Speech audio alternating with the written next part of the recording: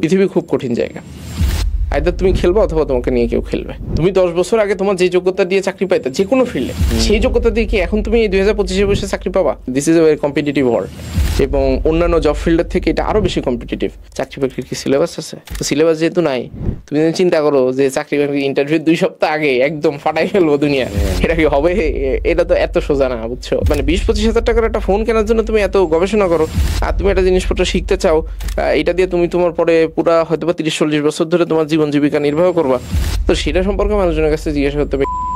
যেমন বাংলাদেশে অনেক বড় বড় ডেভেলপার আছে যারা ইউটিউব ফেসবুকের মধ্যে তাদের ভিডিও আমরা কখনো দেখি না। ধরো আমি ধরেই নিলাম যে ওই ডেভেলপমেন্ট অনেক বেশি স্যাচুরেটেড, তো তাইলে এই যে ওই ডেভেলপমেন্টের জন্য ধরো বিভিন্ন জায়গাতে যখন চাকরির বিজ্ঞাপন বা এটা সেটা হয়, তো তারা তো কুইকলি লোকজন পেয়ে যাওয়ার কথা ছিল, কুইকলি তো লোকজন পাচ্ছে না। কিছু মানুষ চায় না যে আমাদের দেশে যারা এই যে ট্যালেন্টেড স্টুডেন্ট যারা ইউনিভার্সিটিতে ঢুকে তারা পড়াশোনা করুক। খুব কম মানুষই আছে যে বেসিক জিনিসটা জানে না। বেসিক বলতে আমি যেটা বুঝাইতে চাই, কই গেলে চাকরি বাকরি হবে, কি করলে চাকরি বাকরি হবে, চাকরি বাকরির জন্য কি কি স্কিল লাগবে। আসসালামু আলাইকুম। আজকে আমাদের সাথে আছে আব্দুর রাকিব ভাইয়া, chief operating officer of programming hero.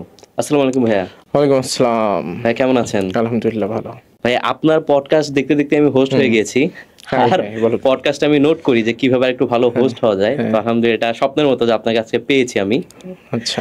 তো ভাইয়া প্রত্যেকদিন দেখি যে আপনি বিভিন্ন ভার্সিটিতে যাচ্ছেন, যে আপনি অনেক স্টুডেন্টদের সাথে ইন্টারঅ্যাক্ট করছেন, হ্যাকাথন হচ্ছে। তো আপনি তো অনেক স্টুডেন্টদের প্রবলেম দেখেছেন, তারা তাদের প্রবলেমটা আপনার সাথে ফেস করেছে, প্লাস আপনি যেহেতু অনেক ভার্সিটিতে গিয়েছেন, যেটা জানতে চাচ্ছি যে আসলে এত ট্যালেন্টেড স্টুডেন্ট এত কিছুর পরেও কেন অনেকে জব পাচ্ছে না? আমাদের আসলে মূল সমস্যাটা কোথায়?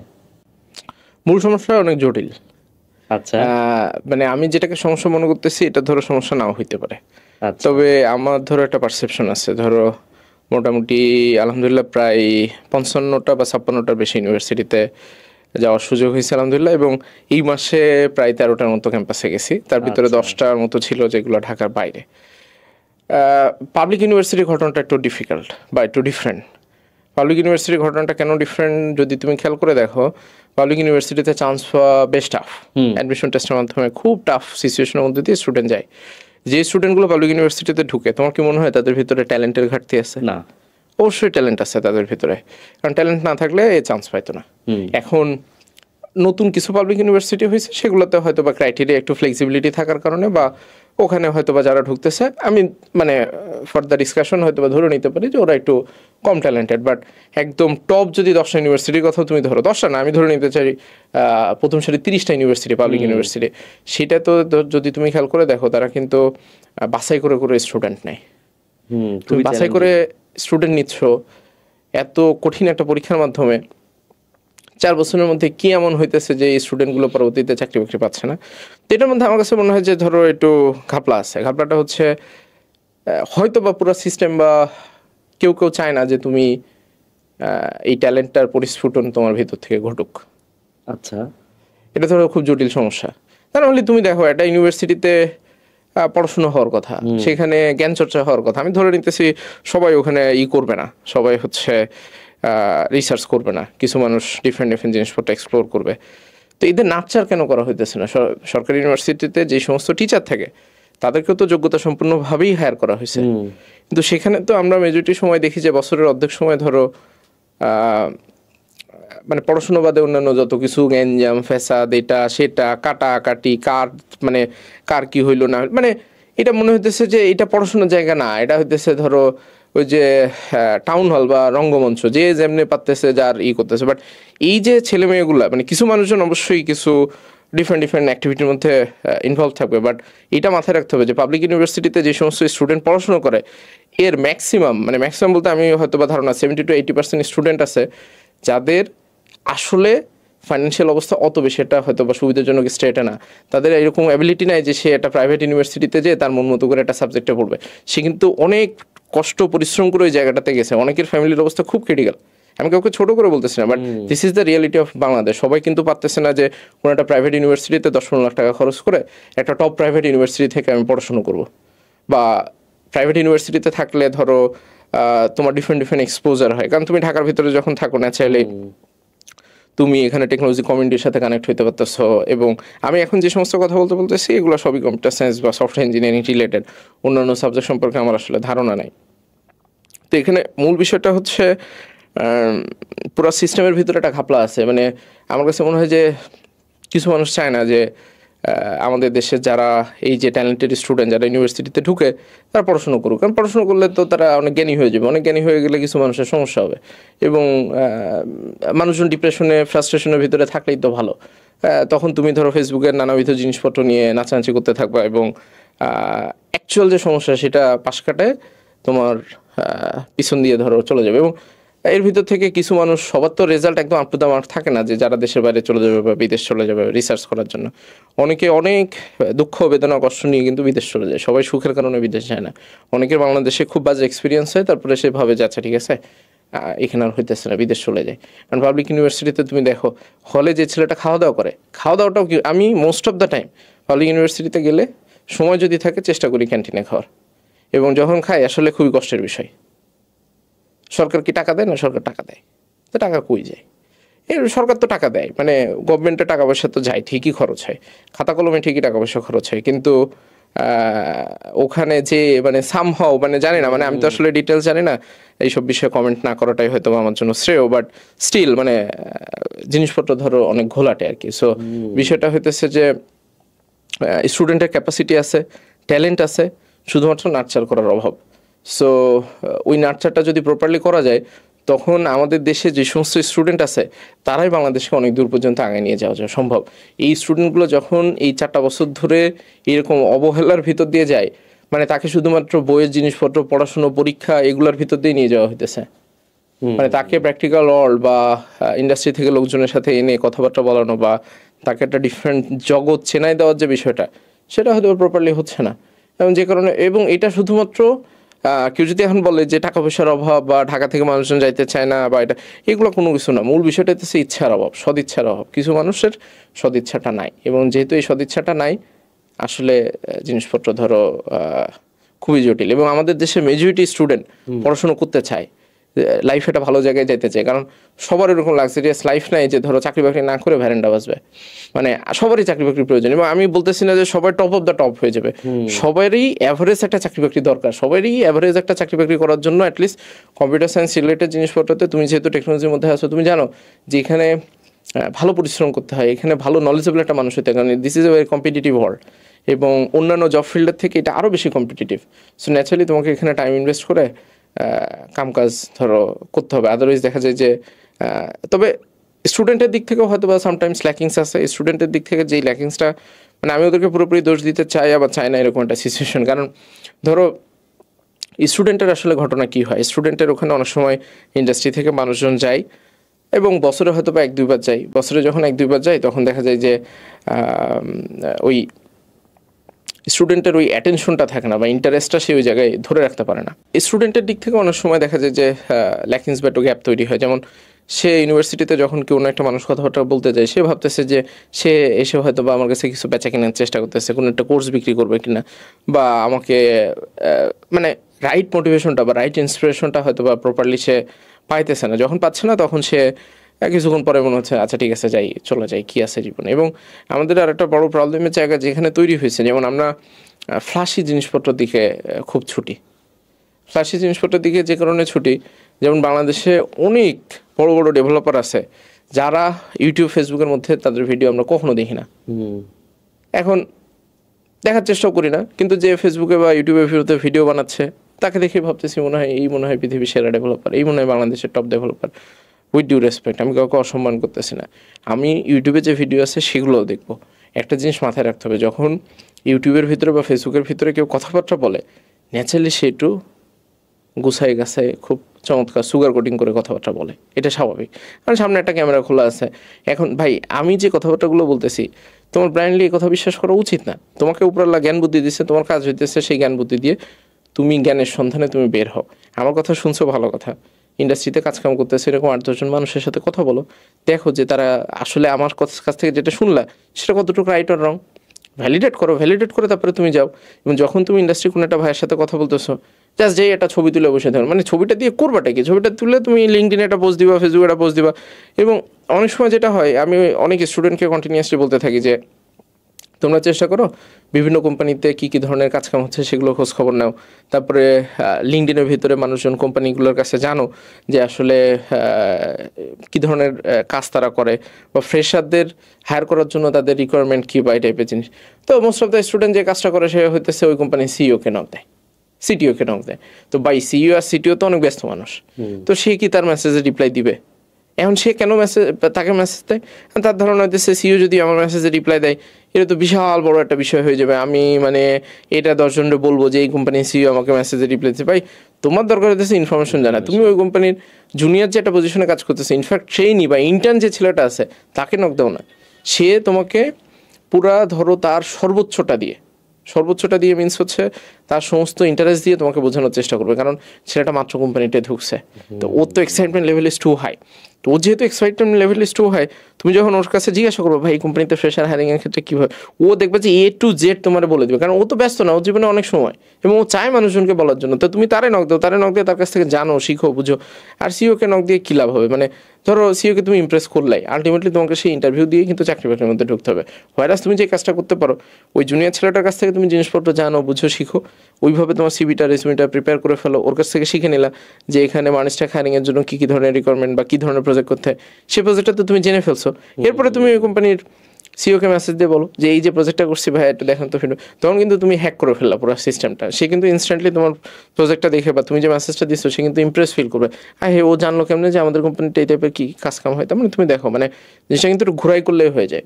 বাট আমাদের মানে এটা আমাদের একটা নেচার হয়ে গেছে যে যেই পার্সনটা হয়তো বা ফেসবুক ইন্টারনেটের মধ্যে কথা বলতেছে তার কথাই আমার শুনতে হবে। সে যদি আমার ক্যাম্পাসে আসে তাইলে মানে আমি ভিডিও টিডিও বানানোর মধ্যে ছিলাম না, আমি আসলে ভিডিও বানানোর মধ্যে ছিলাম না। আমার পিওর ইন্টেনশন ছিল যে ইউনিভার্সিটিগুলোতে যাব, কথাবার্তা বলবো। অবশ্যই আমি দাবি করতে চাই না বা আমি দাবি করিও না যে আমি পৃথিবীর সর্বশ্রেষ্ঠ জ্ঞানী মানুষ বা পুরো বাংলাদেশের সব নলেজ আমার কাছে আছে, কোনো কিছু আমার কাছে নাই। কিন্তু কেউ তো যাচ্ছে না, যার কাছে নলেজ আছে সে তো ওদের কাছে যাচ্ছে না।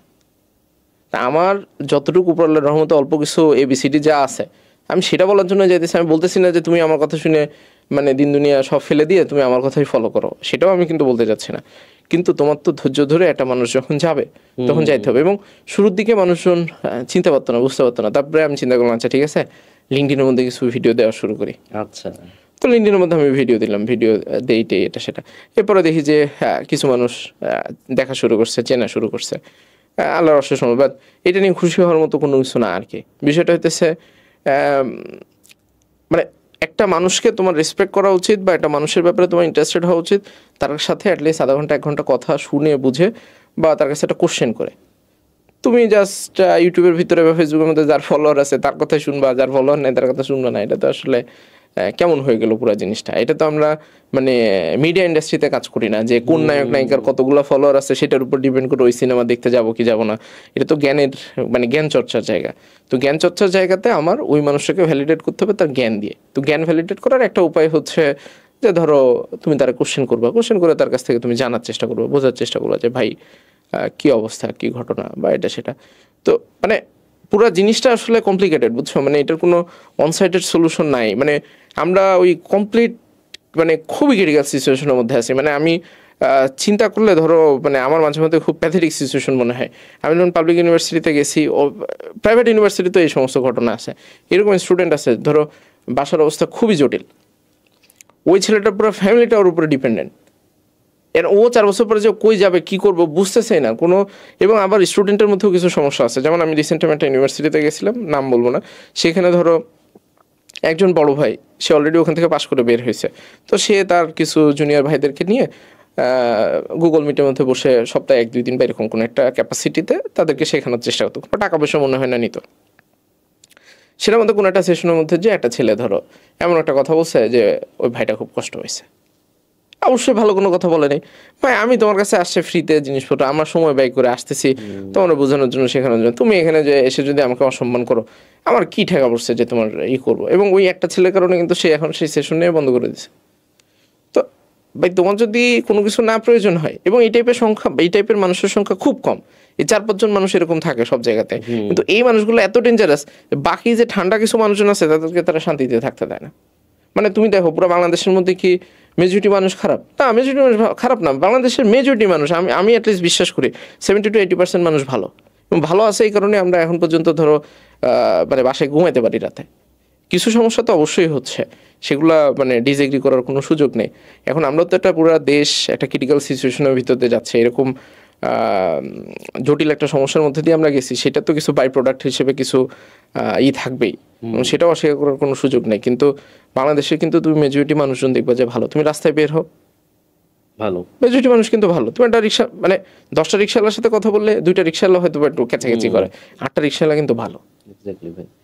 সো ওই জায়গাটাতে আমার কাছে মনে হয় যে ধরো মেজরিটি মানুষ যেহেতু ভালো, এই কিছু মানুষ এসে এখানে এটার মধ্যে ঝামেলা পাকায়। এবং আমি কোনো একটা, যেমন আমি নোয়াখালী বিজ্ঞান প্রযুক্তি বিশ্ববিদ্যালয়ে গেছিলাম, ওখানে 4th ইয়ারের স্টুডেন্ট, ও মনে হয় পাশ করে বের হয়ে যাবে, তো ব্র্যাক আইটিতে ওর অলরেডি চাকরি হয়ে গেছে, ওদের মনে হয় 2 জন বা 3 জনে। তা আমি ওদেরকে যে মানে রিকোয়েস্ট করে বলছি যে দেখো যত যাই হোক ওরা মানে অনেক সময় বুঝবে না, তোমার ছোটো ভাইয়েরা, ওদের সাথে মাসে একবার করে হলো বা 3 মাসে একবার করে হলো ওদের সাথে অনলাইনে একটু বসে ওদেরকে একটু গাইডলাইন দাও, ওদেরকে একটু কথা বলো, এবং ওদেরকে একটু কথা বলে তুমি ওদেরকে বুঝাও। ওরা অনেক সময় বুঝবে না, বাট এটা তোমার নৈতিক দায়িত্বের মধ্যে পড়ে গেছে। কারণ তুমি যদি ওকে বুঝাও তাহলে আরও 5টা বা 10টা ভালো ডেভেলপার এই বাংলাদেশে তৈরি হবে। আর মানে ওভারঅল মানে পুরো জিনিসটা ধরো মনে হইতে পারে যে হুদাকামে কেন করবো, হুদাকামে, এটা হুদাকামে না। ধরো ইন্ডাস্ট্রিটা মাত্র গ্রো হচ্ছে, তো সেখানে তোমাকে ডিফারেন্ট জায়গাতে কন্ট্রিবিউট করতে হবে। কন্ট্রিবিউট কীভাবে? যদি ওই ছেলেটার মাধ্যমে যে ব্র্যাকেটিতে কাজ করতেছে, ও 6 মাস পরে ঢাকার অফিসে এসে কাজ করবে, ও ভালো ভালো জিনিসপত্র শিখবে, ও ছোটো ভাইদেরকে শেখাবে, পুরো মার্কেটটা বড় হবে। যখন মার্কেটটা বড় হবে তখন অনেক জব কিন্তু তৈরি হবে এখানে পুরো দেশটা। মানে আমাদের কেন জানি একটা মানে টেকনোলজি কমিউনিটির ভিতরে আবার এরকম একটা জিনিস আছে যে আমরা ধরো মানুষজনকে জ্ঞান একটু কম দিতে চাই। মানে মনে হয় কি যে একটা সিনিয়র ডেভেলপারের কাছে কোনো একটা জুনিয়র বা ফ্রেশ সাথে কোশ্চেন করে অনেক সময় অনেকে অ্যান্সার দিতে চায় না, বা তারে ধরো পুরা মাথা পাগল করে আওলাই দিয়ে যে এই ফাটাফাটি করে কোড করতে হবে, এটা করতে হবে, সেটা। তো ভাই সময় দেন, ওরা একটু সময় দেন, ওটা বুঝান। আপনি যখন ফ্রেশার ছিলেন, আপনি যখন জুনিয়র ছিলেন, তখন কি আপনিও সব কিছু পারফেক্টভাবে করছেন? কারোর লাইফে শুরুতে পারফেক্ট থাকে না, সবারই শুরুতে জিনিসপত্র স্ক্যাটার্ড অবস্থাতে থাকে, সেখান থেকে আস্তে আস্তে মানুষজন গ্রো করে একটা জায়গা পর্যন্ত যায়। অ্যান্ড কিছু বলবেন যদি আপনার কথা না শুনে অ্যাবসলিউটলি ফাইন, ওদেরকে ব্লক মেরে দেন, ওদের সাথে আপনি কোনো কথা বললেন না। কিন্তু ওই টাইপের মানুষজনের সংখ্যা তো খুব কম। মেজরিটি স্টুডেন্টই ভালো, মেজরিটি স্টুডেন্টই কথা শুনতে চায়, তো তাদেরকে বারবার করে বলতে হবে, বুঝাইতে হবে। অ্যাট সাম পয়েন্ট আমার কাছে মনে হয় যে এইটার একটা ধরো মানে অ্যাটলিস্ট কিছু আউটকাম দেবো। এটা কুইকলি সলিউশন কোনোভাবে হবে না। তো তোমার কোশ্চেনের সামারিটা হইতেছে পুরো বাংলাদেশে অ্যাটলিস্ট আমি বিশ্বাস করি স্টুডেন্টের ভিতরে ক্যাপাসিটি আছে, ট্যালেন্ট আছে, এভরিথিং ইজ দেয়ার, বাট প্রবলেমটা ডিফারেন্ট জায়গায়। প্রবলেমটা আমাদের সিস্টেমের মধ্যে। এই সিস্টেমটা এমনভাবে তৈরি করা যেখানে ট্যালেন্ট নার্চার হবে না। এখানে আমি আপনার সাথে এগ্রি করি। আমি নিজেও যেহেতু ভার্সিটিতে ছিলাম, তো এটা দেখেছি যে আমাদের যে ইন্ডাস্ট্রি লেভেলের যা লাগে তার সাথে ভার্সিটি পড়াশোনার অনেক ডিফারেন্স, আর এটা অনেকে জানেও। জাস্ট মেবি সিলেবাস চেঞ্জ করার একটা প্যারা বা সবকিছু মিলে করা হয় না। এখন যারা শিখবে, আমি নিজেও পার্সোনালি ভার্সিটির চেয়ে বেশি শিখেছি বলা যায় ইউটিউব থেকে, কোর্স থেকে। তো এখন যারা লার্নার আছে তারা তো বুঝতে পারছে যে আসলে আমি যদি ভার্সিটির কথা মতো 100% চলি, হয়তো আমি জব নাও পেতে পারি। তো এখন যারা শিখবে তারা কি কোনো ফ্রি কোর্স থেকে শিখবে নাকি পেইড কোর্স থেকে শিখবে, বা সে কিভাবে বুঝতে পারবে যে আমার এখন পেইড কোর্সে যাওয়া উচিত? এটা আসলে খুব জটিল কোশ্চেন। প্রথমত আমি বলি যে ভার্সিটির কারিকুলাম নিয়ে মাথা ব্যথা করার কোনো কিছু নাই। আমরা সিভিল ইঞ্জিনিয়ারিংয়ে পড়ি না, আমরা ট্রিপলিতেও পড়ি না। তো সিভিল ইঞ্জিনিয়ারিং বা ট্রিপলিতে পড়লে অনেক সময় ল্যাবের ইকুইপমেন্ট বা হাতে কলমে জিনিসপত্র শেখার জন্য অনেক ইউনিভার্সিটিতে রাইট ক্যাপাসিটিটা থাকে না, হয়তো বা ল্যাবটা অনেক আপ টু ডেট না। তো সেই কারণে অনেক সময় স্টুডেন্টরা হাতে কলমে অনেক জিনিসপত্র শিখতে পারে না। ইউটিউবে ভিডিও দেখে হয়তো ভিজুয়ালাইজেশনে দেখা যায়, কিন্তু একটা জিনিস হাতে কলমে করতে গেলে তো ধরো যদি এটা ল্যাবের ভিতরে না থাকে, তুমি তো পুরো জিনিসটা ফিল করতে পারবে না বা চোখের সামনে দেখতে পারলে না, তাহলে তোমার শেখার জায়গাতে কিছু গ্যাপ থাকতেছে। কম্পিউটার সায়েন্সে কি তোমার এই লিমিটেশন আছে? সবার কাছেই তো ল্যাপটপ বা একটা কম্পিউটার আছে, অ্যাটলিস্ট যারা কম্পিউটার সায়েন্সে পড়াশোনা করতেছে। তো এইটাই তো তোমার ল্যাব, এইটার মধ্যেই তো সব আছে। আর ইউনিভার্সিটির একটা ডিফারেন্ট পারপাস আছে। ইউনিভার্সিটি পারপাসটা কোথায়? আমি এতক্ষণ পর্যন্ত ইউনিভার্সিটি নিয়ে যে সমস্যাটা কথা বলছি সেটা কিন্তু আমি সিলেবাস বা কারিকুলামের কথা বলিনি। আমি যেটা মিন করার চেষ্টা করছি সেটা হচ্ছে, ধরো ইউনিভার্সিটিতে যে বিভিন্ন ধরনের প্রোগ্রাম হইতে হবে, বিভিন্ন ধরনের কন্টেস্ট করা, একের পর এক অ্যালুমনিদেরকে ইউনিভার্সিটিতে ডেকে নিয়ে আসা, ইন্ডাস্ট্রি থেকে লোকজনকে নিয়ে আসা, ইন্ডাস্ট্রি থেকে যখন লোকজন যাবে সবাই মিলে, আচ্ছা this is a very serious event, মানুষজন আসবে, কথা বলবে, কথা শুনবে, এরকম একটা জিনিস তৈরি করা, মানে ওই পরিবেশটা তৈরি করা। মানে জ্ঞান চর্চার জন্য একটা পরিবেশের প্রয়োজন হয়। তো সেই পরিবেশটা, এমনিতে কারিকুলাম যা আছে ওই কারিকুলামের বিষয়টা নিয়ে সবাই একটা কমপ্লেন করে যে কারিকুলামের সাথে এটা কারিকুলাম মিল হবে না। ভাই কারিকুলাম কেন মিল হবে না আমি তোমাকে আজকে একটু বুঝাই বলি। সেটা হইতেছে ভাই, কম্পিউটার সায়েন্স এমন একটা জিনিস প্রত্যেক মাসে মাসে চেঞ্জ হয়, প্রত্যেক দিন চেঞ্জ হয়। যে জিনিস প্রত্যেক দিন চেঞ্জ হয়, তোমার ফোনের মধ্যে যে ফেসবুক অ্যাপ আছে এটা প্রত্যেক মাসে একবার করে মানে মেজর কয়েকটা দেখবা যে আপডেট চলে আসছে। তো এটাও তো আসলে আমরা যেই সাবজেক্টে পড়াশোনা করি সেই সাবজেক্টেরই তো একটা পার্ট। সফটওয়্যার ইঞ্জিনিয়ারিং তো এটার সাথে কানেক্টেড। তো যেই জিনিস এত ফ্রিকোয়েন্টলি চেঞ্জ হয় সেটাতে তো তুমি একটা সিলেবাসের মধ্যে বানতে পারবে না, এটা তো সম্ভব না। তো তার মানে তুমি যদি ওই কমপ্লেন করতে থাকো যে ভাই সিলেবাসের সমস্যা, কারিকুলামের সমস্যা, আমার ইউনিভার্সিটিতে পড়ায় না, শেখায় না, এগুলো জাস্ট এক্সকিউজেস। তুমি যেটা করবে, তোমার কাছে ভাই একটা ফোন আছে, একটা ইউটিউব আছে, একটা ল্যাপটপ আছে, ইন্টারনেট আছে, তুমি ইন্টারনেটটা খুলে বসে পড়ো, বসে তুমি ইউটিউবের মধ্যে ভিডিও দেখা শুরু করো। হার্ভার্ড ইউনিভার্সিটির কোর্স আছে, স্ট্যানফোর্ড ইউনিভার্সিটির কোর্স আছে। হার্ভার্ড ইউনিভার্সিটিতে CS50 যে ক্লাস নেয় ডেভিড মেলন, হচ্ছে ভালো টিচার, আমার কাছে মনে হয় না যে পৃথিবীতে আর দ্বিতীয়টা এক্সিস্ট করে। তো তার ভিডিও তো পুরো ফ্রিতে দেওয়া আছে। ওই ওখানে যে 9-10টা ভিডিও আছে, এটা যদি কেউ একদম মানে টানা 6 মাস ওটা দেখতে হয়তো বা সব মিললে কত 2-3 মাসের মতো সময় লাগতে পারে, বা 2 মাস ম্যাক্সিমাম সময় লাগবে। তো সেটা যদি কেউ 6 মাসের মতো টানা যা শিখছে ওটা বারবার প্র্যাকটিস এবং সিমিলার টাইপের প্রবলেম বা ডিফারেন্ট প্রবলেম প্র্যাকটিস করে, সে পুরা মানে ঝানু হয়ে যাবে কম্পিউটার সায়েন্সের বেসিক জায়গাতে। তো কম্পিউটার সায়েন্সের বেসিক জিনিস তো চেঞ্জ হয় না। তুমি দেখো ডেটা স্ট্রাকচার, অ্যালগরিদম কি রেগুলার চেঞ্জ হয়, এগুলো তো সেম আছে, এগুলো সেম আছে। ফ্রেমওয়ার্ক রেগুলার চেঞ্জ হচ্ছে, নতুন লাইব্রেরি আসতেছে, এটা সেটা আসতেছে, বাট কোর যে এবিসিডি, কোর এবিসিডি তো ধরো এখনো সেম জায়গাতেই আছে। তো ইউনিভার্সিটিতে তো কোর এবিসিডিটা শেখায়। এখন ইউনিভার্সিটি যেহেতু এত সহজে, এবং একটা দেশের ভিতরে তুমি চাইলেই তো হুটহাট করে কারিকুলাম চেঞ্জ করতে পারবে না। এবং তার মধ্যে বাংলাদেশের মধ্যে একটা কান্ট্রিতে আরও পসিবল না, কারণ আমাদের তো জনসংখ্যা বেশি, আমাদের প্রবলেম অনেক বেশি। এই কারণে হুটহাট করে একটা সমস্যার সমাধান করা অনেক সময় খুব ক্রিটিক্যাল একটা জিনিস তৈরি হয়ে যায়।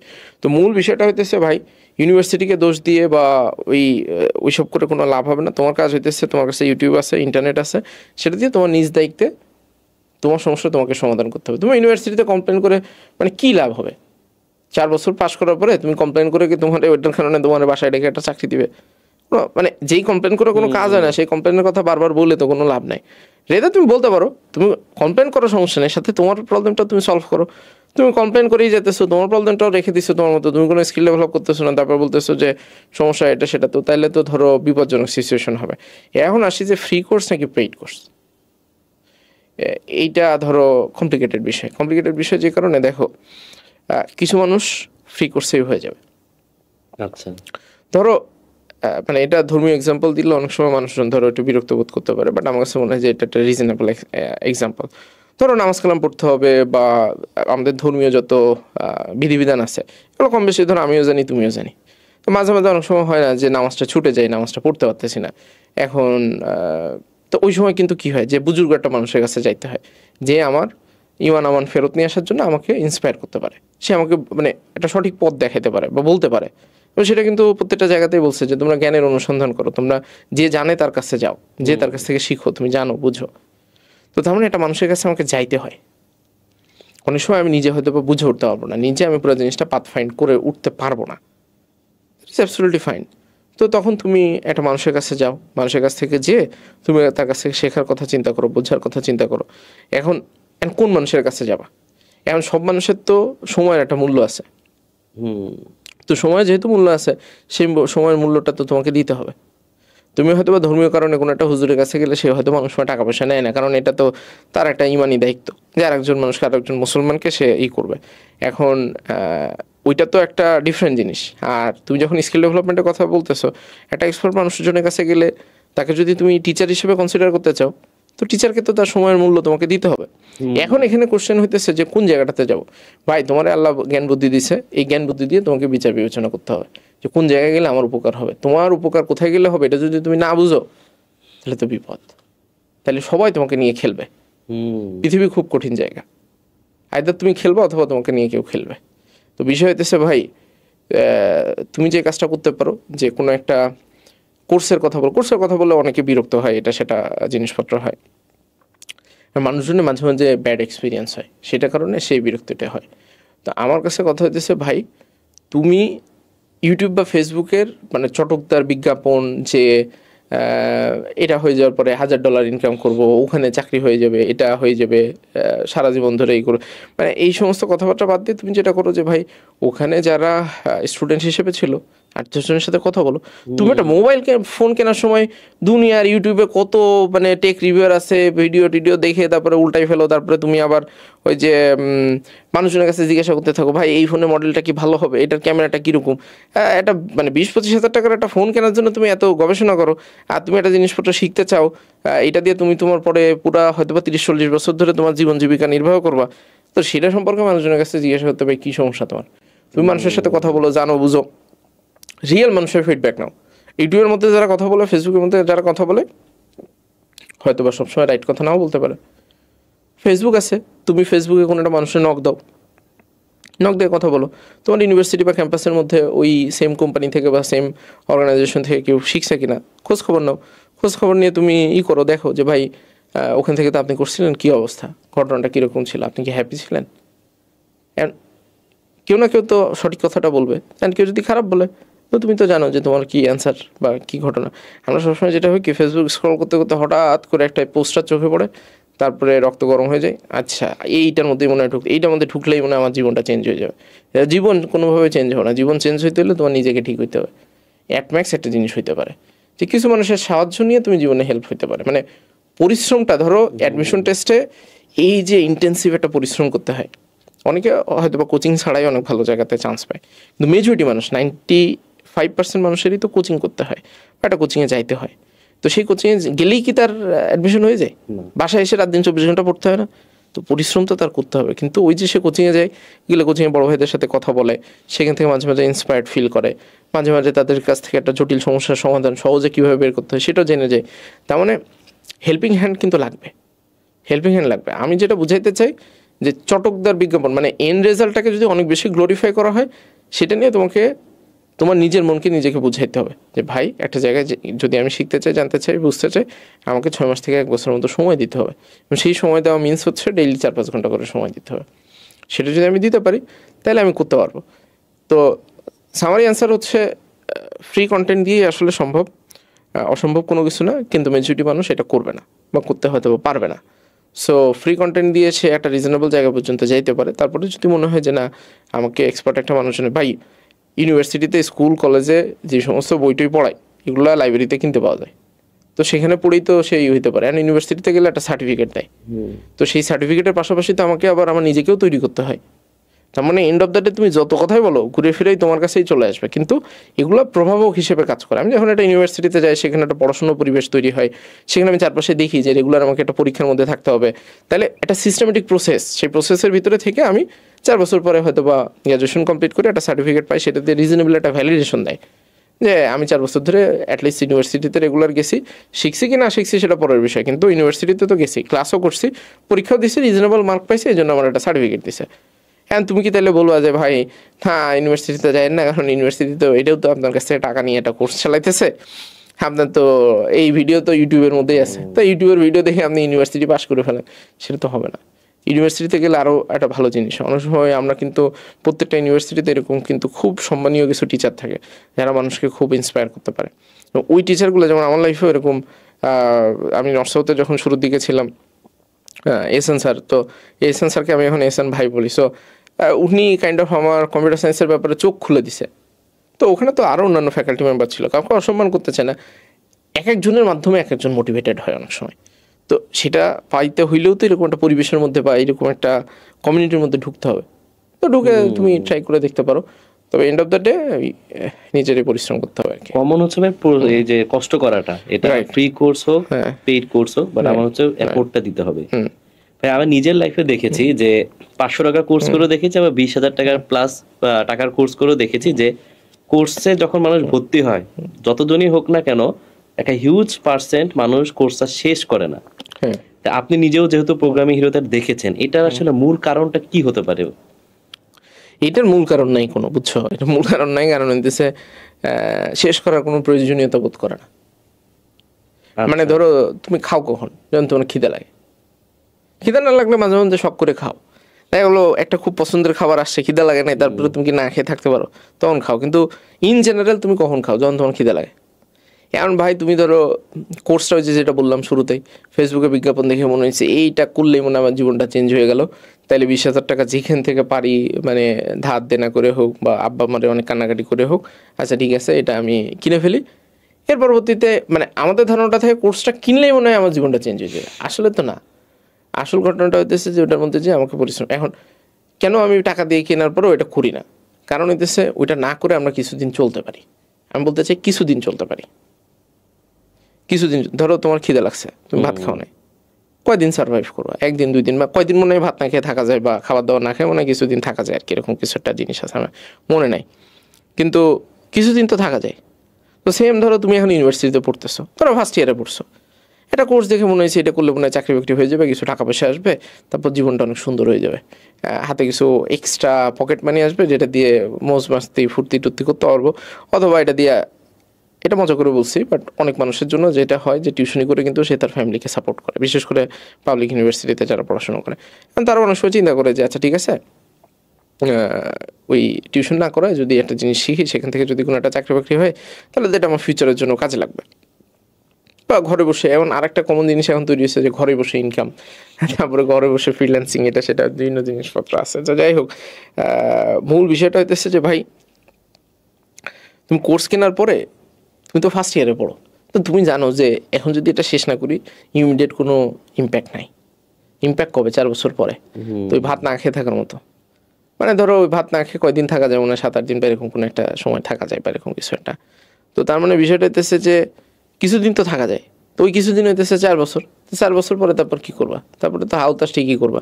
তারপরে ঠিকই 20,000 টাকার কোর্স, কি মানে 20 লাখ টাকার কোর্স ছিল, কোথায় আছে কি আছে, কারে হাত পায়ে ধরে কারে রিকোয়েস্ট করে কিভাবে কি করা যায় সেটা নিয়ে কিন্তু তুমি হাউকা করতে থাকবে। আমাদের লাইফে আসলে সিচুয়েশনটা থাকে না, মানে ইমিডিয়েট নিডটা যদি না থাকে তুমি কিছু করবে না। মানুষ খুব জটিল, বুঝছো? মানুষের যদি খিদা না লাগতো মানুষ কাম কাজ করতো না। কিন্তু আসলে তো মানুষের খিদার উপরের লেভেলে ধরো, মানে ধরো তুমি মেজরিটি মানুষ কাম কাজ কেন করে?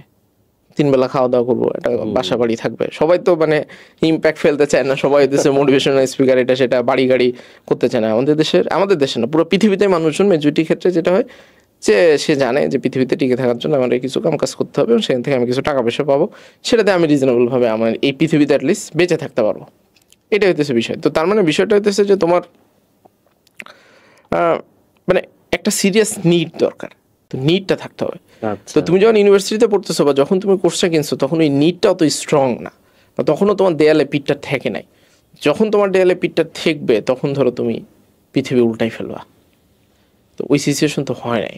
তো এই কারণে মেজরিটি মানুষ ভর্তি হয়, তারপরে সে চিন্তা ভাবনা করে যে এই না শেষ করলে কী হবে। আর মানুষের জীবনে মানুষ আর একটা জিনিস চিন্তা করে যে পারফেক্ট মোমেন্ট হইলে করব, মানে এখন আমি একটা কাজের মধ্যে আসছি, এই কাজটা শেষ করব, তারপরে যেমন অনেকে চিন্তা করে ইউনিভার্সিটিতে পরীক্ষা আছে, পড়াশুনো আছে, তো এত কিছুর মধ্যে আমি কেমনে আর একটা জিনিস শিখবো। তো ভাই যদি ইউনিভার্সিটিতে পরীক্ষা ইটি থাকে, তোমার যদি রেজাল্ট অনেক ভালো হয়, 3.78 বা 9-এর দিকে তোমার সিজিপিএ থাকে, তো মার্শাল্লাহ খুবই ভালো।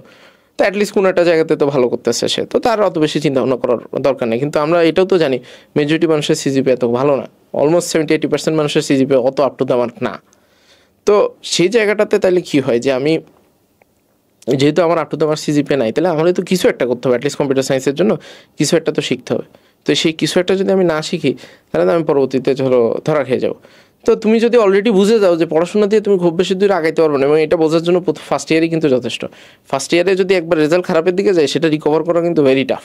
তো তুমি যদি একবার বুঝেই যাও যে আমি এই 2.5-3-এর উপরে সিজিপিএ তুলতে পারবো না, তাহলে আমার হাতে আর বাকি 3 বছর আছে, এই 3 বছর আমি আমার দিন দুনিয়া উজাড় করে দিয়ে আমি এখন আমার স্কিল ডেভেলপমেন্ট বা কাজটা শেখার দিকে ফোকাস করব, যাতে করে আমি 3 বছর পরে অ্যাটলিস্ট একটা চাকরি বাকরির ভিতরে ঢুকতে পারি। কিন্তু আমাদের মাথায় থাকে 3 বছর পরে কি, এই লাস্ট সেমিস্টারে যে করবো, লাস্ট সেমিস্টারে।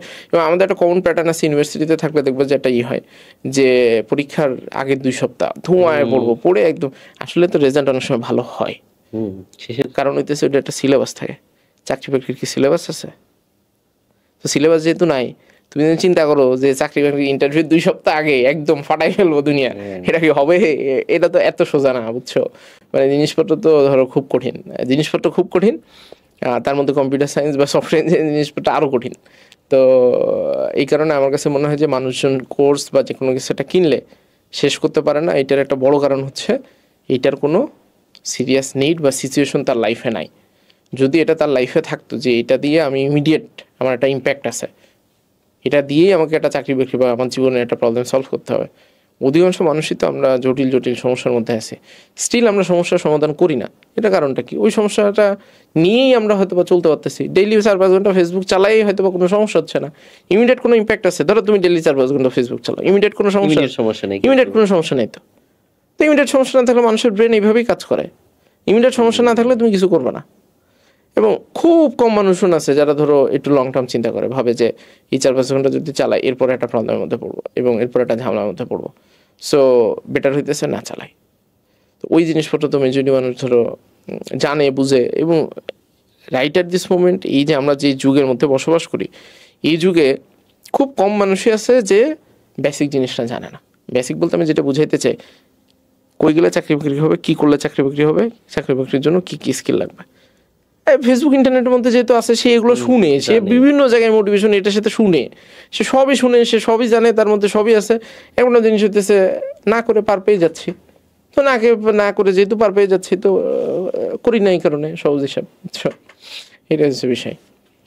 এখন ভাই যেটা প্রোগ্রামিং সেক্টরে দেখেছি, যেহেতু আপনিও সফটওয়্যার এই সাইডটা দেখছেন, যে অনেক স্টুডেন্ট আছে যারা হচ্ছে নন সিএস থেকে ডাইরেক্ট এই লাইনে আসে।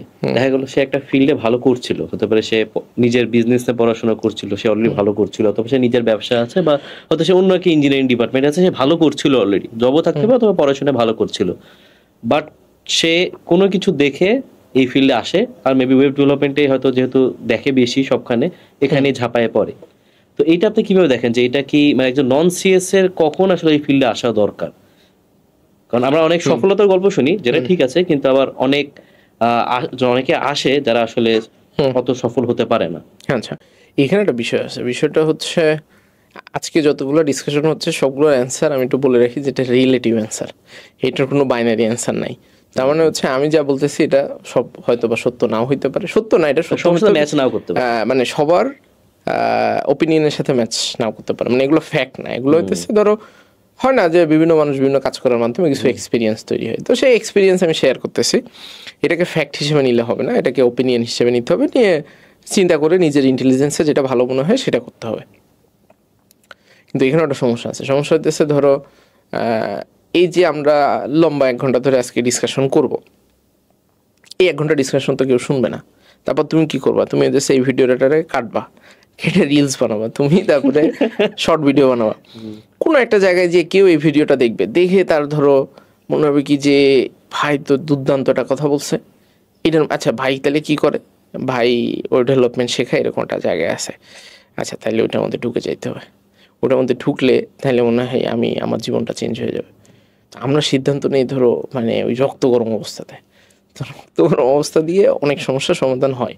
কিন্তু অ্যাটলিস্ট এই যে মানে জীবনের গুরুত্বপূর্ণ মানে স্কিল ডেভেলপমেন্টটা কী, স্কিল ডেভেলপমেন্টটা কিন্তু ওই যে একটা সময় হতো না যে মাইক্রোসফট ওয়ার্ড শেখাইতো, এটা সেটা বিভিন্ন বলতো না, এসএসসি পরীক্ষার পরে সময় নষ্ট না করে মাইক্রোসফট ওয়ার্ড শিখুন এটা সেটা, তো ওইটা হয়তো বা মজা করে মানুষজন এইটা করতো। কিন্তু আসলে তো স্কিল ডেভেলপমেন্ট মানে কি, এটা দিয়ে তুমি তোমার পুরো লাইফটা চালাবা।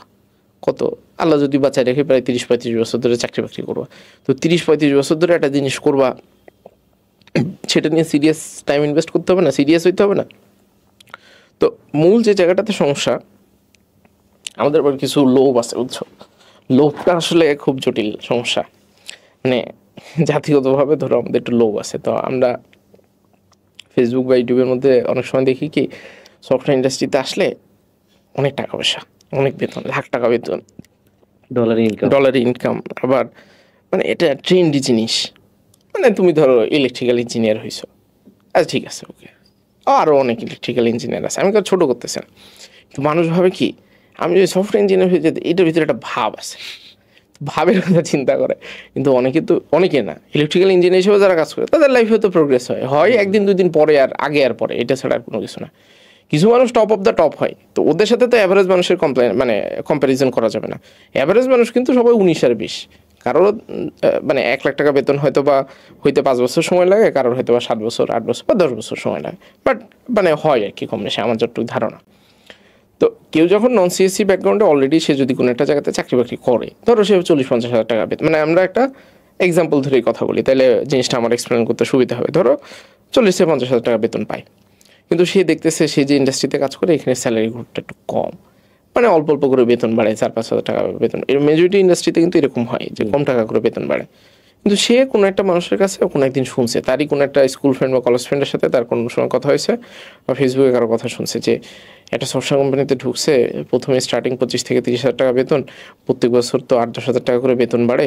তো খুবই চমৎকার জিনিস। আবার সফটওয়্যার কোম্পানির অফিসগুলো এত সুন্দর, আবার কাজ কামের মধ্যে ফ্লেক্সিবিলিটি আছে, আবার দুপুরবেলা নাকি ফ্রিতে খাইতেও দেয়, আবার হইতেছে মানে কত সুযোগ সুবিধা, তাই না? এটা তো রেগুলার কোম্পানিতে এত সুযোগ সুবিধার মধ্যে আমরা বাংলাদেশে তো থেকে অভ্যস্ত না। তো দেখে তো এমনিতে ধরো তোমার আমার যে কারোরই মনে হবে যে এটা তো আসলেই খুবই একটা ফ্যান্টাসি ওয়ার্ল্ড। তো ফ্যান্টাসি ওয়ার্ল্ডের মধ্যে তো ঢুকতে হবে। তো তখন তার মনে হলো আচ্ছা ঠিক আছে, আমি এখন যে 40-50 হাজার টাকা বেতনে যে চাকরি পাই, এখান থেকে আমি সুইচ করবো, এরকম একটা জিনিস। সে যদি তার সব কিছু ছেড়ে ছুড়ে দিয়ে আসে, সে যদি চিন্তা করে 1 বছরের মধ্যে সে ওই জায়গাটায় পৌঁছে যাবে বা ওইরকম একটা 50 হাজার টাকা বেতনের জায়গায় পৌঁছে যাবে, কিন্তু তার জন্য খুবই টাফ একটা ডিসিশন হবে। রেদার তাকে যেটা করতে হবে যে ভাই আমি এখন 50 হাজার টাকা বেতন পাই, সফটওয়্যার ইঞ্জিনিয়ারিংটা দেখে আমার কাছে ভালো লাগছে, একটু টেস্ট করে দেখি। টেস্ট করে কেমন দেখবো, ওই চাকরিতে থাকা অবস্থাতে আমি ও ডেভেলপমেন্ট বলি, অ্যাপ ডেভেলপমেন্ট বলি, যে কোনো একটা জিনিস শেখার কথা চিন্তা করছি, সেটা শেখার চেষ্টা করি। ইন বিটুইন আমি যেটা করবো যে আমি আমার যে কোম্পানি সেখানেই আমি ফিউচারে টেকনোলজি টিমে কন্ট্রিবিউট করতে পারি কিনা সেটা আমি খোঁজখবর নেওয়া শুরু করবো, যে ওই কোম্পানির মধ্যে আমি পারবো কিনা। কারণ আমি যদি ওই কোম্পানি থেকে হুট করে বের হয়ে যাই অন্য একটা কোম্পানিতে, কিন্তু আমি ফ্রেশার, আমি ওই ডেভেলপার হিসেবে যখন যাবো তখন আমার সেই 8-10 হাজার টাকার ইন্টার্নশিপ দিয়েই কিন্তু আমাকে আবার জিরো থেকে স্টার্ট করতে হবে। তো প্রথম 2-3 বছর কিন্তু আমার জন্য লাইফ ভেরি প্যাথেটিক হয়ে যাবে। তো ওই প্যাথেটিক সিচুয়েশনটা নেওয়ার মতো কন্ডিশনে আমি আসি কিনা, মানে হয় কি সাবিক ভাই, মানে মূল সমস্যাটা হচ্ছে মানুষজন একটু চিন্তা কম করে। ধরো আমি তুমিও চিন্তা কম করি, আমি অনেক সময় চিন্তা ভাবনা কম করি, মেজরিটির সময় কম করি। খুব জটিল সমস্যা না হলে মানুষ, বা খুব প্রবলেমে না পড়লে মানুষ চিন্তা করতে চায় না, এবং প্রবলেমে পড়লেও মানুষ ধরো চিন্তা করে না। মানুষ কী করে, মানুষ তখন দোষ চাপায় দেয়, সে কোনো একটা এক্সকিউজ খুঁজে যেটা দিয়ে সে তার চিন্তা ভাবনা না করার জিনিসটাকে জাস্টিফাই করতে চায়। সো একটা সম্ভবত একটা কথা আছে এরকম যে it is always easier two জাজ দেন থিঙ্ক, মানে জাজমেন্ট বা কোনো একটা জিনিসের ব্যাপারে কনক্লুশন করাটা অনেক ইজিয়ার রেদার দেন থিঙ্কিং, কারণ চিন্তা করতে হলে মানুষের প্যারা খাইতে হয়। তো এই যে আমি এতক্ষণ ধরে যা বললাম, এটা তো একটা ইন্টেন্সিভ রিসার্চের বিষয়।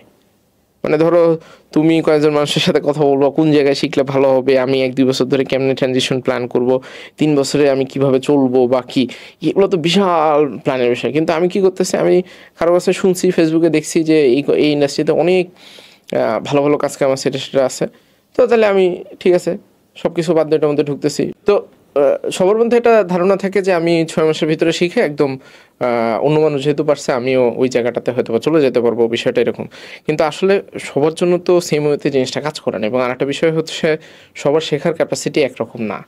আর তার মধ্যে সফটওয়্যার ডেভেলপমেন্টের জিনিসটার ভিতরে শুরুর দিক, মানে এটা শুধু সফটওয়্যার ডেভেলপমেন্ট না, এটা আমার কাছে মনে হয় যে সব কিছুর মধ্যে। তুমি ধরো রান্না করা শিখতে চাও, তো রান্না করা কি, ধরো আমাদের সবার ক্ষেত্রে কিন্তু কি হয় যে আমাদের আম্মুর হাতের রান্না খুব ভালো লাগে। এখন আম্মুর হাতের রান্না কীভাবে ভালো লাগে, বছরের পর বছর উনি রান্না করে, এবং সেই জায়গা থেকে উনার কিন্তু একটা এক্সপিরিয়েন্স হয়েছে। এবং দেখবে যে তুমি ইউটিউবে কোনো ভিডিও দেখলে ওখানে বলে কি যে পরিমাণ মতো লবণ দিন। এই পরিমাণ কি কখনো বুঝো, পরিমাণ মতো বলতে কি বোঝে? কিন্তু আমাদের মায়ের হাতে কিন্তু একটা মাপ আছে, জাস্ট এই চিমটি দিয়ে লবণটা ছেড়ে দেয়, মনে হয় কি যে এটাই মনে হয় পরিমাণ, এটাই পারফেক্ট হয়ে গেছে। এটা কখন হয়? এটা বছরের পর বছর প্র্যাকটিসের মাধ্যমে হচ্ছে। তো তার মানে ওই জায়গায় যাইতে হলে বিষয়টা এরকম না যে সব কিছুর জন্য আমাকে বছরের পর বছর টাইম দিতে হবে। কিন্তু আমি যে কাজটা করবো, যে ফেসবুক ইন্টারনেট থেকে মানুষজনের কাছ থেকে শুনছি রিয়েলিটিতে কাজ কাম করতেছে এরকম 8-10 মানুষকে খুঁজে বের করবো, নর্মাল অ্যাভারেজ মানুষ খুঁজে বের করবো। মানে ফেসবুক ইউটিউবের মধ্যে ভিডিও বানাতেছে তারা না, কিন্তু নর্মাল মানুষজনকে আমি খুঁজে বের করে তাদের সাথে কথা বলবো, বুঝবো কাজের জটিলতা কত। অবশ্যই প্রত্যেকটা জিনিসই কঠিন পৃথিবীতে, প্রত্যেকটা জিনিস। এখন তুমি যে কাজটা পারো, ধরো তুমি সাইকেল চালাতে পারো, এখন তুমি সাইকেল চালাতে পারো বলে এটা তোমার কাছে সহজ মনে হয়, কিন্তু তুমি চিন্তা করে দেখো তো, যখন সাইকেল চালানো শিখছো শুরুতে কি কঠিন ছিল না? অবশ্যই কঠিন ছিল। তুমি কতবার পড়ছো, হাঁটু ছিলছে, পার এখানে ছিলে গেছে, একটু কাটছে, এবং 2-3 মাস সময় লাগছে। এবং একটা সময় পরে কিন্তু তোমার এরকম হয়েছে যে 1-2 বছর পরে যে তুমি কাইন্ড অফ হাত ছেড়ে দিয়ে সাইকেল চালাতে পারো। তো ডে অনেকে হাত ছেড়ে দিয়ে সাইকেল চালাতে পারতা, এটা তো পারতা না। তার মানে তোমাকে শুরু করতে হবে, অ্যান্ড শুরু করার জন্য তোমাকে একটু খোঁজ খবর নিতে হবে, তোমাকে দেখতে হবে তোমার চারপাশে মানুষজন সাইকেল চালাতে পারতেছে কিনা, মানে তোমার মতো একটা মানুষ। অবশ্যই তোমার মতো এক্সাক্ট মানুষ তুমি খুঁজে পাবো না, কিন্তু মোটামুটি মনে হয় না যে আচ্ছা ঠিক আছে এই মানুষটার মতোই মনে হয় আমি। তো সে যেহেতু ওই জায়গায় গেছে, আচ্ছা ওখানে যাওয়ার জন্য ওনার কী কী ধরনের চ্যালেঞ্জেস হয়েছে, মনের মধ্যে আবার ভয় ঢুকানো যাবে না। বিষয়টা হইতেছে জিনিসটাকে অ্যাচিভ করা পসিবল কিনা। সে হয়তো বা 6 মাসে পারছে, আমার শুনে মনে হইতেছে 6 মাসে আমি মনে হয় পারবো না, আমার মনে হয় 1 বছর লাগবে। আচ্ছা ঠিক আছে, 1 বছর পরে যদি আমি ওই জায়গায় যাই, তাহলে আমার লাইফে কী কী ধরনের চেঞ্জেস বা কী কী ধরনের ইম্প্যাক্ট আসবে, বা আগামী 1 বছরের ভিতরে যে আমার স্যালারিটা নাই হয়ে যাবে, বা আমি হয়তো বা কম স্যালারিতে আমাকে আবার জিরো থেকে স্টার্ট করতে হবে। একটা ভালো উপায় হইতেছে যে অলরেডি ইন্ডাস্ট্রিতে কোনো একটা জায়গাতে কাজ করতেছে, তার উচিত সেই কোম্পানির ভিতরে এই অপরচুনিটি খুঁজে বের করা, যাতে করে সে শেখার পরে ওই কোম্পানিটার ভিতরে কাজ কামের ভিতরে ঢুকতে পারে, বা সে ওর ভিতরে ইন্টারনাল একটা ট্রানজিশন যাতে করতে পারে। তাহলে তার জন্য হয়তো অল্প কিছু স্যালারি অ্যাডজাস্টমেন্ট করেও যদি ওই কোম্পানির ভিতরে থেকে যেতে পারে, তাহলে কিন্তু তার জন্য প্যারা অনেকখানি কমে গেল। এখন আসি যারা নন সিসি ব্যাকগ্রাউন্ডে, যারা অলরেডি চাকরি বাকরি এসবের মধ্যে নাই, ডিফারেন্ট সাবজেক্টে কাজ করে মানে পড়াশোনা করতেছে। এখন বাংলাদেশে কিন্তু মেজরিটি মানুষই এরকম, মেজরিটি না, বাংলাদেশের তো আসলে সিএসিতে কত মানুষ পড়ে। সিএসিতে আমাদের একটা ধারণা আছে যে একটা কমন নাম্বার আমরা পাই যে 20,000 স্টুডেন্ট গ্র্যাজুয়েট করে, কিন্তু সিএসসি সাবজেক্টে নাড়াচাড়া করে এরকম স্টুডেন্টের সংখ্যা বছরে প্রায় 50,000-এর কাছাকাছি হয়। মানে 50,000 মানুষ প্রত্যেক বছর সিএসসি নিয়ে নাড়াচাড়া করে। তো তার মানে 50,000 ছাড়াও তো ধরো গ্র্যাজুয়েট করে কত 20-22 লাখ বা 23 লাখের মতো মনে হয় প্রত্যেক বছর গ্র্যাজুয়েট করে, বা এরকম কিছু একটা আছে, বা এরকম একটা বেকারের সংখ্যা আছে। তো সেখানে সবাই তো সিএসসির না, সিএসসির বাদেও তো মানুষজন নন সিএসসি বেশি। তো এখন নন সিএসসিতে যদি তার কাছে একটা ভালো চাকরি বাকরির অপশন থাকে, যেটা একটু কম পরিশ্রম করতে হয়, কোন কাজটা কম পরিশ্রমে হয়, এরকম কাজ যদি আমি জানতে পারি, তাহলে আমিও ওই কাজটা করতে চাই আর কি। মানে তাহলে তো ভালোই হবে। বিষয় হচ্ছে আমরা সবসময় খোঁজার চেষ্টা করি যে শর্টকাটে কম পরিশ্রম করে কোন কাজ করে, বা শর্টকাটে কম পরিশ্রম করে কোনো কাজই করা যায় না। হয়তো জোড়াতালি দিয়ে একটা জিনিস করা যায়, কিন্তু করার মতো করা, ভালো চাকরি করার মতো করা, ভালো একটা কোম্পানিতে কাজ করার মতো করা, সেটার জন্য অলওয়েজ তোমাকে এফোর্ট দিতে হবে, তোমাকে এক্সট্রা মাইল যাইতে হবে। সেটা তুমি যেই ফিল্ডে যাও, সেটা সফটওয়্যারে যাও, অন্য ইঞ্জিনিয়ারিং ফিল্ডে যাও, বা যেমন চাই তাই করো আর কি। মানে বিষয় হচ্ছে ধরো তোমাকে এক্সট্রা এফোর্ট দিতে হয়। মানুষজন খারাপ কাজ করে, খারাপ কাজ করার জন্য এক্সট্রা এফোর্ট দিতে হয়। যখন অন্য অনেক খারাপ কাজ করে, তো খারাপ কাজ করার জন্য এফোর্ট দিতে হয় না, তো সেটাতেও তো এক্সট্রা এফোর্ট দিতে হয়। মানে তুমি কোনো এফোর্ট না দিয়ে কি ধরো অনেক বেশি খারাপ কাজ করতে পারবে না। তো ধরো চুরি ডাকাতি যারা করে, বিশাল এফোর্ট দিতে হয় না। মানে যে ধরো মানুষের পকেট থেকে জাস্ট মানি ব্যাগটা তুলে নিতেছে, তার এফোর্টের সাথে সে ধরো একটা জায়গায় ছিনতাই করতেছে, এফোর্ট তো ধরো আকাশ পাতাল। যদিও এক্সাম্পলটা তো ভালো এক্সাম্পল না, বাট মানে এফোর্টটা তো দিতে হচ্ছে এবং সেখানে রিস্ক অনেক বেশি। তো তার মানে বিষয়টা হচ্ছে আমি নতুন কোনো কিছুটা শুরু করতে গেলেই সেখানে অবশ্যই এফোর্ট দিতে হবে এবং সেখানে সার্টেন চ্যালেঞ্জেস থাকবে। কারণ আমার মাথার ভিতরে রাখতে হবে যে এটা আমি রিজনেবলি অ্যাচিভ করে ফেলতে পারবো কিনা, বা এটার পরে যে রিওয়ার্ডটা আছে সেটা মানে আমাকে এনাফ স্যাটিসফ্যাকশন দিবে কিনা। তো তখন ওই যে চিন্তা ভাবনা করে এবং রিয়েল লাইফে মানুষজনের সাথে কথাবার্তা বলে তারপরে এটার মধ্যে ঝাঁপ দিতে হবে। ইম্পসিবল কোনো কিছু না, এটা সম্ভব, মানে অসম্ভব কোনো কিছু না। এবং এটা 1-2 জন পারে না, এটা ভালো নাম্বার অফ পিপলই ধরো এটার মধ্যে ঢুকে এবং পারে। এবং যারা পারে তারা কষ্ট করেই করে, যারা পারে না তাদের কিছু মানুষের আছে যে একটু কপালটা হয়তো বা সবসময় কাজ করে না, বাট মেজরিটি ক্ষেত্রে আমরা দেখি যে তার হয়তো বা স্কিলের জায়গাতে ল্যাকিংস আছে। আর স্কিলের জায়গাতে তো ল্যাকিংস থাকাটা স্বাভাবিক, এবং এটা সিএসসি নন সিএসসির বিষয় না। তোমার কি ধারণা যে সিএসসি পড়তেছে সে দিন দুনিয়া সব কিছু ভালো পারে, সে ভালো বুঝে? বিষয়টা এরকম না। বিষয়টা হচ্ছে বোঝার ক্যাপাসিটিতে, বা ওখানে আমার ডেডিকেশন বা এফোর্টের ক্যাপাসিটিতে। সেটা তো কম বেশি স্বাভাবিক। ধরো তুমি একরকমভাবে বুঝো, আমি একরকমভাবে বুঝি, এখানে আমাদের যে ভিডিওগ্রাফার ভাইরা আছে তারা ডিফারেন্টভাবে বুঝে। তো সবার তো বোঝার সক্ষমতা ডিফারেন্ট, তো একটু কম বেশি সময় এখানে আসলে এফোর্টটা চলে আসে। কারণ আসলে যে সিএসসি স্টুডেন্ট সে হয়তো এফোর্ট মানে ভার্সিটি পড়ার মধ্যেই হয়ে যাচ্ছে, হয়তো অনেকটা কভার হয়ে যাচ্ছে, বা যদিও ভার্সিটিতে পড়াশোনা তবে সেটা করে না, ঠিক আছে। এটা শুধু সিএসসির কথা না, অন্যান্য সাবজেক্টেও সেম অবস্থা। মানে যারা বাইরে থেকে আসে এফোর্টটা দিতে পারবে কিনা সেই প্রশ্ন করেই আসাটা দরকার। হ্যাঁ, মানে ফান্ডামেন্টাল বিষয় হচ্ছে যে সহজে শর্টকাটে কি অন্য একটা কাজ করা যায় কিনা। যদি অন্য একটা কাজ করা যায় তাহলে সেটা করুক। মানে কে বলছে তার এখানে আসতে? সে সহজে কাজ কাম পারলে সে সেটাই করবে। কেন এই পরিশ্রমের মধ্যে, কেন এই প্যারা নিতে আসতেছে? মানে তার তো এগুলো নিয়ে চিন্তা ভাবনা করারই উচিত না, ঠিক আছে ভাই? এখন তাহলে যারা নন সিএস সিএস সবার জন্য এটা আসে, সেটা হচ্ছে ওয়েব ডেভেলপমেন্ট সেক্টরটা। যে এখন এটা অনেকেই বলে যে এটা খুব স্যাচুরেটেড হয়ে যাচ্ছে, যে এখানে অনেক স্টুডেন্ট কোর্স থেকে হোক, নিজে শিখে হোক, সেলফ লার্নিং এ হোক, এখানে প্রচুর স্টুডেন্ট আছে, তো এখানে আসা উচিত হবে না। তো এখানে আপনি কি মনে করেন যে আসলে কি জব মার্কেটটা এরকম হয়ে গেছে যে মানুষটাকে হোক বা এগুলা জায়গায় আসাটা এখন সেফ না? বিষয়টা হচ্ছে এইচএসসি পাস তো ধরো অনেক স্টুডেন্ট আছে বাংলাদেশে, সবাই কি বুয়েট কুয়েটে পড়তেছে, সবাই এর ভিতরে মেজরিটি সংখ্যকই কিন্তু উদ্ভাসে হয়তো বা কোচিং করে। এন্ড সবাই যারা কোচিং করতেছে সবাই কি তুমি এটা কেন বলতেছো না যে ভাই বাংলাদেশে বুয়েটে পরীক্ষার্থী অনেক, অ্যাডমিশন টেস্টের পরীক্ষার্থী অনেক স্যাচুরেটেড হয়ে গেছে? সব জায়গায় তো স্যাচুরেটেড, মানে স্যাচুরেশন তো ধরো থাকবে, এটা ন্যাচারাল। এটা আমাদের বুঝতে হবে। আমরা 18 কোটি মানুষের, 18 কোটি না, মানে 20 কোটি হবে, 20 কোটি মানুষের একটা দেশে বসবাস করি। এখানে তো আমরা একটা নর্মাল ধরো সরকারি অফিসে গেলেও দেখি কত মানুষ লাইনে দাঁড়ায় আছে। তো ভাই একটা ছোট জায়গার মধ্যে যেহেতু অনেক মানুষ বসবাস করি, এখানে কম্পিটিটিভ হবে জিনিসপত্র, এবং এটা খুব ন্যাচারাল একটা বিষয়। কিন্তু জিনিসটা কি, তুমি ধরো আমি ধরেই নিলাম যে ওই ডেভেলপমেন্ট অনেক বেশি স্যাচুরেটেড, তো তাইলে এই যে ওই ডেভেলপমেন্টের জন্য ধরো বিভিন্ন জায়গাতে যখন চাকরির বিজ্ঞাপন বা এটা সেটা হয়, তো তারা তো কুইকলি লোকজন পেয়ে যাওয়ার কথা ছিল, কুইকলি তো লোকজন পাচ্ছে না, পাইতে তো সময় লাগতেছে। এবং ক্ষেত্র বিশেষে যেটা হয় যে ধরো হয়তো আপ টু আমার ক্যান্ডিডেটও অনেক সময় খুঁজে পাচ্ছে না। এখন স্টুডেন্টরা বলতে পারে যে ভাই পরীক্ষা টরীক্ষা কঠিন হয়ে গেছে। অবশ্যই তো, পুরো পৃথিবী তো কঠিন হয়ে গেছে। ওভার দ্য টাইম তুমি 10 বছর আগে তোমার যে যোগ্যতা দিয়ে চাকরি পাইতে যে কোনো ফিল্ডে, সেই যোগ্যতা দিয়ে কি এখন তুমি 2025-এ বসে চাকরি পাবা? ইম্পসিবল, যে কোনো ফিল্ডে সম্ভব, যে কোনো ফিল্ডেই সম্ভব না। তা তুমি এটা তো একটা মানে আমাদের মানে মনের মধ্যে এক প্রকার আমরা করে বসে আছি। আমরা ভাবতেছি মোটামুটি মানে ধরো আমি ধরে নিলাম যে বছরে 10-15 হাজার ওয়েব ডেভেলপার তৈরি হচ্ছে, তো সিএসসি ডিগ্রি তো বের হয় 20,000। তো তারা তুমি বলতেছো না কেন যে ভাই সিএসসি তো অনেক বেশি স্যাচুরেটেড হয়ে গেছে, এমনকি সিএসসি পড়া উচিত কিনা? মানে বিষয় যে নাম অবস্থায় তো সবাই পড়ে, কিন্তু মানে পড়ার মতো করে পড়ার যে জিনিসটা সেটা তো খুব কম মানুষ পড়ে। তো এবং এই জিনিসটা কিন্তু ন্যাচারাল। তুমি কি কখনো বলতে পারবা যে বুয়েটে 1300-1400 সিট আছে, তো তাহলে এই 1300-1400 মানুষই শুধু পরীক্ষা দিবে, বাকি কেউ আর পরীক্ষা দিবে না? এটা তো বলা সম্ভব না। একটা মেজরিটি সংখ্যক মানুষ এটার জন্য প্রিপারেশন নেবে, সবাই আপ টু দ্য মার্ক প্রিপারেশনে ভালো করতে পারবে না, এবং অ্যাডমিশন টেস্টে যে কিছু মানুষ বাদ পড়ে যাবে, কিছু মানুষ চান্স পাবে আর মেজরিটি মানুষ বাদ পড়ে যাবে। পুরো জিনিসটা তো এইভাবেই কাজ করে। এখন যে বুয়েটে চান্স পায় না সে কি অন্য ইউনিভার্সিটিতে চান্স পাবে না? হ্যাঁ, হয়তো পাইতে পারে, সে হয়তো বা কুয়েট বা অন্য একটা ধরো সাস্টে চান্স পাইতে পারে, তারপরে তোমার ইউনিভার্সিটি আছে বা মানে অন্যান্য বিজ্ঞান প্রযুক্তি বিশ্ববিদ্যালয় যেগুলো আছে এগুলোতে ধরো মানে আমি হয়েছে কি যে ফেসবুকে রিসেন্ট টাইম ভিডিও দেখে প্রকৌশল বিশ্ববিদ্যালয় আর বিজ্ঞান প্রযুক্তি মাথার মধ্যে একটা প্যাচ লেগে গেছে। মানে আমি তো সঠিকটা জানতাম, ওটা এখন প্যাচ লেগে গেছে, কারণ মানুষজন এই যে অদ্ভুত অদ্ভুত কথাবার্তা বলে এখন আমি বলতে যে মানে পেঁচাই ফেলছি যে কোনটা বিজ্ঞান প্রযুক্তি নাকি কোনটা প্রকৌশলী। তো যাই হোক, মানে back to the main point, বিষয়টা হইতেছে যে ধরো সবাই হয়তো বুয়েটের জন্য প্রিপারেশন নিচ্ছে, বুয়েটে চান্স পায় না, সে হয়তো অন্য বিজ্ঞান প্রযুক্তিতে পাইছে। আমাদের এক্সপেকটেশন থাকে কি সবাই মনে হয় গুগলে চান্স হবে, সবাই মনে হয় ব্রেন স্টেশনে কাজ করবে। না, সবাই ব্রেন স্টেশনে গুগলে কাজ করবে না। এক একজনের জন্য উপরওয়ালা এক এক জায়গা নির্ধারণ করছে, আমাকে আমার জায়গাটা খুঁজে বের করতে হবে, করে সেই জায়গাটার মধ্যে যাইতে হবে। এখন আমি যদি তারপরেও ধরো 1-2 বছর চেষ্টা করলাম, চেষ্টাটা অনেস্ট ওয়েতে চেষ্টা করতে হবে।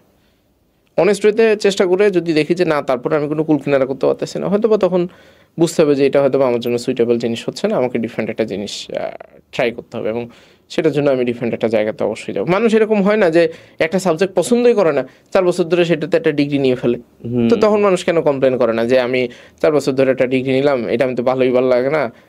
অ্যান্ড সে বুঝছে যে ওই সময় তার কাছে কোনো অল্টারনেটিভ অপশন ছিল না, বা সাবজেক্টটা শুরু করার 1 বছর পরে বুঝছে যে এই জিনিসটা তার হয়তো ভালো লাগে না। সবার কি ফাইন্যান্সিয়াল অ্যাবিলিটি থাকে যে ওই পাবলিক ইউনিভার্সিটি থেকে বের হয়ে এখন প্রাইভেটে তার মন মতো একটা সাবজেক্টে পড়া, সেটা তো পড়তে পারে না। লাইফে এরকম আনফেয়ার জিনিসপত্র ঘটবে। বিল গেটস সবসময় যেটা কথা বলে যে life is unfair, get used to it. So আসলে লাইফ তো ক্ষেত্র বিশেষে আনফেয়ার। তো রং এক্সপেকটেশন সেট করা যাবে না, এবং মার্কেট সবসময় স্যাচুরেটেড ছিল এবং market over the time saturated থাকবে। এবং আরও বিষয় হতেছে যেই জায়গা যত বেশি স্যাচুরেটেড থাকে সেখানে কাজ কাম পাওয়ার প্রবাবিলিটি অনেকখানি বাড়ে। তুমি দেখবা যে অনেক সময় এই যে কোনো হাসপাতাল থেকে বের হইলে হাসপাতালের বাইরে অনেকগুলো ফার্মেসির দোকান থাকে। এতগুলো ফার্মেসির দোকান এক জায়গায় রাখার কি দরকার? একটা ফার্মেসি থাকলেই তো হইতো। অন্য যে বাকি যে মানে ধরো প্রথমে যে লোকটা ফার্মেসি খুলছে, তারপরে যারা খুলছে সবাই বোকা না? সবাই তো বোকা। তো ফার্মেসি কেন খুলছে? কারণ ওই জায়গাটাতে যেহেতু মানুষের সমাগম হয়, অনেক রোগী এখানে আসে, তার মানে অনেক সময় কি হবে যে রোগীর মানে কাস্টমারের প্রেশার অনেক বেশি থাকলে ডিফারেন্ট দোকানে মানুষজন যাবে ন্যাচারালি।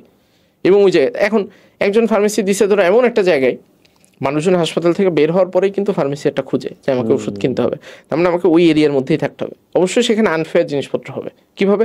কিছু দোকানে বেশি কাস্টমার আসবে, কিছু দোকানে, কিন্তু সে যদি ধরো তার দোকানটা এমন একটা জায়গায় দেয় যেখানে তার পাশে কোনো হাসপাতাল নেই, মানে কেউ আসবে ওষুধ কিনতে, তো তার মানে জিনিসপত্র স্যাচুরেটেড হইলে ওখান থেকে ভালো জিনিস তুমি বের করতে পারো। ওটারও কিছু সুবিধা আছে। হ্যাঁ, ওটার সুবিধা আছে, এটা জাস্ট আমাদের পারসেপশন। এখন আমার কথা শুনে ধরো অনেক মানুষ বিরক্ত হবে, বলবে যে আমি যেহেতু আমরা ওয়েব ডেভেলপমেন্ট শেখাই এর জন্য আমরা এটা বলতে। ওয়েব ডেভেলপমেন্ট শেখানোর বিষয় না এটা। আমি অনেকগুলো এক্সাম্পল অলরেডি বলছি। কম্পিউটার সায়েন্সে যারা পড়ে তো তারা না বুঝে পড়াশোনা করতে ঢুকতেছে। একটা মানে প্রাইভেট ইউনিভার্সিটিতে মোস্টলি 2000 থেকে 3000-এর মতো স্টুডেন্ট একটা বছরে ঢুকে। তো 2000 মানুষের কি মাথায় সমস্যা আছে যারা না বুঝে হচ্ছে এই 8-10 লাখ টাকা দিয়ে ভর্তি হচ্ছে, নাকি আমাদের দেশে টাকা পয়সার দাম কমে গেছে? অবশ্যই হয়তো বা, যদিও না বুঝেই ভর্তি হচ্ছে, ঘটনা সত্য, না বুঝেই হয়তো ভর্তি হচ্ছে, বাট দেন এগেন ওই না বুঝা পাবলিকদের ভিতর থেকে তো কিছু মানুষ বের হয়ে যাবে যারা অনেক ভালো ছিল। তো চেষ্টা না করলে তো তুমি বুঝবে না যে কোনটা তোমার জন্য ভালো নাকি কোনটা খারাপ। এটাই। এখন একটু ডিফারেন্ট টপিকে যাব, সেটা হচ্ছে এর বিষয়টা নিয়ে। আপনাদের তো প্রোগ্রাম হিরোতে অলমোস্ট প্রত্যেক ব্যাচে 5000 স্টুডেন্ট আসে, আর আপনাদের আলহামদুলিল্লাহ পুরা কমিউনিটিটা অনেক বড়, আমিও সেটা একটা পার্ট। তো এখন যেহেতু এত মানুষ আসছে, নেক্সট ব্যাচে 5000 জন আসবে সাপোজ, তো এখন আপনারা এআই এর ব্যবহারটা কিভাবে দেখেন? যারা স্টুডেন্ট আসছে, কারণ এটা তো অবশ্যই ইম্প্যাক্ট করবে, সফটওয়্যার সাইডেও করবে, সব সেক্টরে করবে। যেহেতু তারা আপনাদের কোর্স করতেই আসছে, তো অবশ্যই আপনারা গাইডেন্সটা দিবেন। তো বেসিক আসলে আইডিয়াটা কি, যারা হচ্ছে এখন সফটওয়্যার লাইনে আসছে, এআইটা কিভাবে ব্যবহার করা উচিত? 5000 ধরো যারা আসে, এটা তো অনেকে একটা হচ্ছে ফাইন্যান্সিয়ালি চিন্তা করে যে প্রোগ্রামিং হিরো 5000 মানুষ আসে অনেক টাকা ইনকাম করে, এটা সেটা। প্রোগ্রামিং হিরো আলহামদুলিল্লাহ প্রায় 130 জন মানুষ এখানে কাজ করে, এবং এই অপারেশন খুবই বড়, এবং সেটার একটা খরচ আছে। সেই খরচ তোলা অনেক সময় ডিফিকাল্ট হয়ে যায়। মানুষজন এই কোশ্চেন করে না যে ওরা তো 5টা বছর ধরে এটা চালাইলো, 5 বছরে তো ইনফ্লেশন হয়েছে, জিনিসপত্রের দাম বাড়ছে, তো ওদের এই কোর্স প্রাইস বাড়ায়নি কেন? কোর্স ফি তো বাড়ায় নাই, কেন বাড়ায় নাই? তা আমাদের কি টিম মেম্বারের বেতন আমরা কমাই রাখছি গত 4 বছরে? 4 বছরে তো সবারই বেতন বাড়াইতে হয়েছে, তো কোম্পানি খরচ বাড়ছে না। তো বিষয়টা হচ্ছে ওই 5000 নিয়ে মানুষজনের প্রথম মাথা ব্যথা আসে যে ফাইন্যান্সিয়াল জিনিস। তো ফাইন্যান্সিয়াল জিনিসটা মাথা ব্যথা করার কোনো কিছু নাই। ওই যে আবার ওই শুরুতে একটা কথা বললাম যে it is always easier to just then think. তুমি তো চিন্তাই করতেছো না, তুমি চিন্তা কি, তুমি খোঁজ খবরই নেওয়ার চেষ্টা করো না যে এত টাকা এরা কই রাখে, অ্যাটলিস্ট এটাও তো খুঁজে বের করো সে এত টাকা কোন ব্যাংকে রাখে, তো এটা তো খুঁজে বের করা উচিত। তো যাই হোক, ব্যাক টু দ্য মেইন পয়েন্টটা হচ্ছে এরকম যে ভাই এত মানুষ আসলে ওই যে ইন্টারেস্টেড হয়ে ঢুকে ঠিকই, কিন্তু শুরু করার পরে হয়তোবা তার ইন্টারেস্ট হারাই ফেলে, এবং সেখানে আমাদের টিম যথেষ্ট চেষ্টা করে।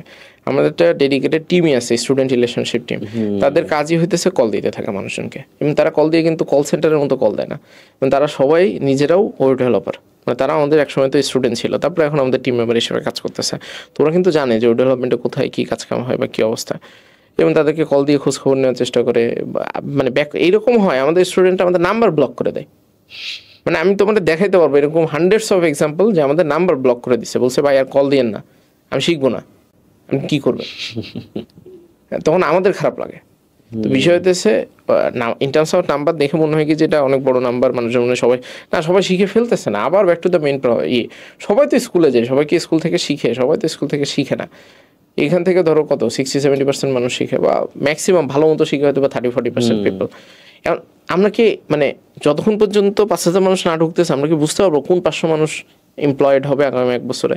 না ঢুকলে তো তুমি বুঝতে পারবে না। মানে আগে থেকে কি প্রেডিক্ট করা সম্ভব? তারপরে কি আমি বলবো যে এই মানুষগুলো, এখন তুমি এখানে বলতে পারো যে ভাই আপনি তাহলে পরীক্ষা নেন, পরীক্ষা নিয়ে তারপরে হইতেছে মানুষজনের ঢুকান।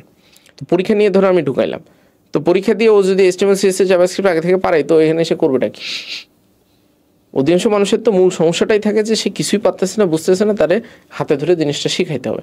তা আমি যদি ঢোকানোর আগেই আমি পরীক্ষা নিয়ে তাকে বাদ দিয়ে দিই, এখন অনেকে হয়তো একবারে পারবে না, অনেকে 2বারে পারবে। তো প্রথমবার পরীক্ষা দিয়ে আমি যদি ওদের রিজেক্টেড করে দিই, ও তো আর দ্বিতীয়বারে সে জিনিসটা করতে পারলো না। তার মানে ওকে সুযোগটা দিতে হবে আমাকে। এখন আসি যে এআই বা এই টাইপের জিনিসপত্র আমাদের করবে কিনা। হ্যাঁ, অবশ্যই এআই অনেকগুলো কাজকাম তো আমাদের খেয়ে ফেলবে, এআই চাকরি বাকরি খেয়ে ফেলবে, এবং ওয়েব ডেভেলপমেন্ট শিখুক না শিখুক যাই করুক, এমনি এআই না, মানে আমরা যেই ওয়েতে চল শুরু করছি, আমাদের মানে জ্ঞান গরিমার যে অবস্থা, মানে ইনক্লুডিং মি, ধরো এআই আমাদেরকে রিপ্লেস করবে টুডে অর টুমরো, হয়তো সময় লাগবে, একটু সময় লাগবে। তো বিষয় যে জায়গাটাতে হচ্ছে, তাহলে কি আমি কামকাজ না করে ঘরে বসে থাকবো? অবশ্যই না। আমি এআইকে ইউটিলাইজ করে কীভাবে আগাইতে পারি সেটা। এখন এআইকে ইউটিলাইজ করা বলতে মানুষজন ভাবে কি এআই দিয়ে কোড করবো, না, এআই দিয়ে কোড করা উচিত না। যে ফ্রেশার হিসেবে কাজ করতেছে, এআই থেকে তার কোড কপি পেস্ট করা তো দূরে থাক, এআইয়ের কোড না দেখায় তার জন্য সবচেয়ে ভালো জিনিস। তার সবার প্রথমে যেটা করতে হবে, সে প্রথমে 1-1.5 বছর যখন শিখবে, একটা চাকরি বাকরিতে ঢোকার আগে এআই টাচও করা যাবে না। আচ্ছা, তো তার মানে সে আগে নিজে বেসিকটা ফান্ডামেন্টালটা শেখা শুরু করবে। এখন ধরো এই যে ভিডিওগ্রাফার ভাইরা আছে, ওনাদের কাছে যদি আমি চ্যাটজিপিটি দিয়ে দিই, ওনারা কি একটা ওয়েবসাইট বানিয়ে ফেলতে পারবে, একটা ই-কমার্স সাইট বানিয়ে ফেলতে পারবে? সাথে সাথে পারবে না, সাথে সাথে পারবে না, শিখতে হবে। শিখতে হবে। তো শেখাটাই তো ডেভেলপমেন্ট শেখা বা যে কোনো কিছুটা শেখা। তার মানে আমাকে এবিসিডিটা বুঝতে হবে, বুঝলে তারপরে আমি এটা দিয়ে একটা কাজ। এখন ধরো যে 6 মাস শিখছে, সেটা দিয়ে সে যে সাইটটা বানাইছে সেটা দিয়ে কি দারাজের মতো একটা সাইট হবে? না, সেটাতে একটা বেসিক সাইট হবে। দারাজের মতো সাইট বানানোর জন্য আরো সময় এফোর্ট এবং এক্সপার্টিস লাগবে। এবং আমরা সফটওয়্যার বানাই বিজনেসের জন্য, প্রত্যেকটা বিজনেস ডিফারেন্টভাবে অপারেট করে। তো তার মানে এখানে কাস্টমাইজেশন লাগবে, এবং কাস্টমাইজেশন করার জন্য মানুষের ইন্টারভেনশন এখানে লাগবে। এবং মানুষ অবশ্যই এআই ইউজ করবে। মানুষ এআই ইউজ করে আগে একটা ডেটাবেজের স্কিমা কীভাবে ডিজাইন করতে হবে এটা চিন্তা করতে হতো, অনেক ক্যাচাল হতো। এখন তো সে চ্যাটজিপিটি কাছে প্রপারলি এক্সপ্লেন করে দিলে সে রিজনেবলভাবে করে। অনেক সময় হয়তো বা এক্সাক্ট রাইট বলে না, বাট ওইটাকে এত প্লাস মাইনাস করে তুমি কাজে লাগাই ফেলতে পারবে। সো আমাদের কাজ হইতেছে এখন, যেহেতু আমরা টেকনোলজিটা রেভলিউশনের ভিতর দিয়ে যাচ্ছি, কোথায় টেকনোলজি নাই? সব জায়গার মধ্যে টেকনোলজি ঢুকে গেছে। যেই ভিডিও এডিটর কাজ করে, এখন আমরা যদি ইংরেজিতে কথা বলতাম, ভিডিও কাটার জন্য আমাদের সময়ও দিতে হতো না। এআই কিন্তু ভিডিও কেটে ফেলে। কোথায় আমি ফিলার অন করছি সব কেটে ফেলতে পারে। আমি বাংলায় কথা বলতেছি, বাংলার ডেটা সেট বা ওইগুলো যদি ট্রেন করানো যায় তখন বাংলাতেও হয়তো সম্ভব হবে। তার মানে এটার মধ্যেও কিন্তু এআই কিছুটা ঢুকে পড়ছে। তার মানে টেকনোলজিক্যাল রেভলিউশন কিন্তু আমার সব কিছুর মধ্যে হচ্ছে। সো আমার কাছে মনে হয় যে this is the best time to learn technology, মানে this is very high time. এখন সবারই মানে অনেক আগে না, এই যে 3-4 মাস আগে সম্ভবত জেনসেন হুয়াং, মানে এই যে এনভিডিয়া সিইও যে ভদ্রলোক, একটা কথা বলছে না যে সবার আর কোড করা লাগবে না, এই কোডিং আর কারো শিখতে হবে না বা কোডিং শেখার দরকার নেই, এরকম একটা কথা বলছিল না মাঝে। তো সবাই তো খুব খুশি হয়েছে যে কোডিং শিখতে হবে না, তাহলে তো ভালো। ভাই উনি আমার কাছে মনে হয় যে ডিফারেন্ট একটা জিনিস মেইন করছে। ওভার দ্য টাইম ঘটনা যেটা হবে, কোডিংটাও তোমার কাছে বাংলা, ইংরেজি, ম্যাথের মতো একটা সাবজেক্ট হয়ে যাবে, যেটা সবাই পারবে, যেটা সবাই করতে থাকবে। And there will be some expert people যারা ওইটাতে হয়তো বা আরও বেটার জায়গাতে কাজ করবে বা প্রফেশনাল হিসেবে কাজ করবে। তার মানে কোডিংটা আসলে ফান্ডামেন্টালি আমাদের সবার কাজকামের ভিতরেই কম বেশি ঢুকে যাবে। সবাই হয়তো বা ওই ডেভেলপমেন্ট শিখে ডিরেক্টলি ওই ডেভেলপমেন্টে কাজ নাও করতে পারে। ওই ডেভেলপমেন্ট শিখে তার চিন্তাভাবনার দরজাটা ওপেন হইলো, সে পরবর্তীতে হয়তো প্রজেক্ট ম্যানেজমেন্টে কাজ করতেছে, অথবা কিউএতে কাজ করতেছে, অথবা প্রোডাক্ট ম্যানেজার হিসেবে কাজ করতেছে, প্রজেক্ট কোঅর্ডিনেটরে কাজ করতেছে। এখানে তুমি বলতে পারো ভাই ওইখানে ওই ডেভেলপমেন্টে কিসের ভূমিকা আছে? ডিরেক্টলি অবশ্যই ভূমিকা আছে। তুমি যদি নাই বুঝো একটা ওয়েবসাইট কেমনে ফ্রন্ট এন্ড ব্যাক এন্ড কী কাজ কাম করে বা কী ঘটনা ঘটে, তুমি তো বুঝবে না যে এটার আমি প্রজেক্ট ম্যানেজমেন্ট কেমনে করবো, এটার আইডিয়েশন কেমনে করবো, এটা প্রোডাক্ট ম্যানেজমেন্ট কেমনে করবো। বা ধরো তুমি বিজনেসে কাজ করো, এটা তো ট্রেডিশনাল সেলসের মতো কাজ করে না সফটওয়্যার ইন্ডাস্ট্রিতে। তোমাকে সফটওয়্যারটা এক্সপ্লেন করতে হয়, তাকে বুঝাইতে হয় যে আপনি যে বিজনেসের জন্য অ্যাপ্লিকেশনটা চাচ্ছেন সেটার ফ্রন্ট এন্ড ব্যাক এন্ড এইভাবে করবো, এবং এটাতে এই পরিমাণ খরচ হতে পারে বা আমার এই পরিমাণ বাজেট লাগবে। তার মানে সমস্ত টেকনোলজিক্যাল নলেজ লাগবে। তুমি এই নলেজ কোত্থেকে পাবা? এক্স্যাক্টলি না, আমার নিজের ক্ষেত্রেও দেখেছি, আমি নিজে যেহেতু প্রজেক্ট ম্যানেজ করি, আসলে ওই নলেজটা খুব ইম্পর্টেন্ট না। তুমি দেখছো না, মানে ওইটা তুমি ডিরেক্টলি কোড করো না ঠিক আছে, কিন্তু তোমার কিন্তু ওই নলেজটা অনেক হেল্প করে, তোমাকে বেটার চিন্তা করতে হেল্প করে, ক্লায়েন্টের সাথে ম্যানেজ করা, আবার ডেভেলপারের দুইজনের ভাষা এক করা। হ্যাঁ সেটাই। সো তার মানে ওটা তো তোমাকে হেল্প করতেছে। এন্ড তুমি যদি বলো যে ভাই না, মানে আমাদের আবার ওই সেম কথা যে ধরো আমরা একটু ডেপথ লেভেলে ঢুকি না। আমাদের বিষয়টা হইতেছে কি যে খুব স্ট্যাটিকভাবে চিন্তা করতে চাই। আমরা ভাবি যে ওই করবো কি জানি, ফেসবুকে এক ভদ্রলোক বিভিন্ন সময় কথা বলে না যে ইউনিভার্সিটি থেকে পাশ করব, তারপরে বিসিএস পরীক্ষা দিব, একটা সুন্দরী মেয়ে বিয়ে করব, তারপরে হইতেছে মারা যাবো না কি জানি এরকম কথা বলে। তো আমাদের চিন্তাভাবনাটা আসলে ওইরকম স্ট্যাটিক, যে ধরো আমি ভাবি কি স্কুলে যাব, এসএসসি সার্টিফিকেট নেবো, কলেজে যাবো, এইচএসসি সার্টিফিকেট নেবো, ইউনিভার্সিটি যাবো, ইউনিভার্সিটি সার্টিফিকেট নেবো, এরপর একটা চাকরি বাকরিতে ঢুকবো, একটা বিয়ে করবো, তারপরে হইতেছে খাবো দাবো ঘুমাবো, বাচ্চা হবে, তারপর মারা যাবো। তো জিনিসটা তো এত স্ট্যাটিকভাবে তো পৃথিবী চলে না। এখানে পৃথিবীটা এখন ডে বাই ডে অনেক কঠিন হচ্ছে। তোমাকে ডিফারেন্ট তোমাকে বুঝতে হবে তোমার কাছে যে নলেজটা আছে সেটাকে তুমি কীভাবে কাজে লাগাইতে হবে। আমি তোমাকে জাস্ট ছোটো আর একটা এক্সাম্পল দিই। ধরো এখানে আসার পরে আমি কি ভিডিওগ্রাফার, আমি কি ব্লগিং করি, আমি এইসব কোনো কিছু করি, তো আমার এই ভিডিও টিডিও নিয়ে এত কোশ্চেন আমি কেন জিজ্ঞাসা করলাম? আমাদের অফিসে ভিডিওর কাজকাম হয়, সেই কাজটাও কি আমি করি? আমাদের তো লোক আছে, কিন্তু ওর সাথে কথা বলতে গেলে আমার ধরো সুবিধা হয়, আমি বুঝতে পারি। এই একটা জায়গাতে পডকাস্ট করতে গেছিলাম, ওখানে কিন্তু এই 2টা ক্যামেরা দেখছি, ওখানে কিন্তু লাইটটা ওরকম দেখছি, তোমার এটা নিয়ে কী চিন্তা ভাবনা? ওদের তো সেট আপটা বেশ ভালোই ছিল, তো ওইরকম কি আমরা কিছু এটা করতে পারি কিনা? তো তার মানে কী হইতেছে যে আমি ডিরেক্টলি কাজ করতেছি না, কিন্তু নলেজটা আমাকে হেল্প করতেছে to make a better decision. So আমার মনে হয় হ্যাঁ, যারা অ্যাকচুয়ালি যেটা আপনি বললেন যে শুধু এই যে প্রোগ্রামিং নলেজ, এটা মনে হয় এক জায়গায় দেখেছিলাম যারা আসলে এই যে অনেকে বিজনেসও করতে চায় সফটওয়্যার নিয়ে, তাদেরও এই নলেজটা থাকা দরকার যাতে ডেভেলপার কোম্পানি বোকা না বানায় ফেলে, যাকে বাটন চেঞ্জের জন্য অনেক লাখ লাখ টাকা নিচ্ছে, তারাও প্রোগ্রামিং এর বেসিকটা জানা দরকারি। জীবনে কত কিছুর ভিতর দিয়ে চলে যায়, কত সময় কত দিক দিয়ে চলে যায়। তো তুমি 6 মাস ধরে তুমি যদি এটা তোমার জানা থাকে, তোমার এখানে পিএইচডি করার দরকার নেই, তো তোমার এখানে মাস্টার্স করার দরকার নেই।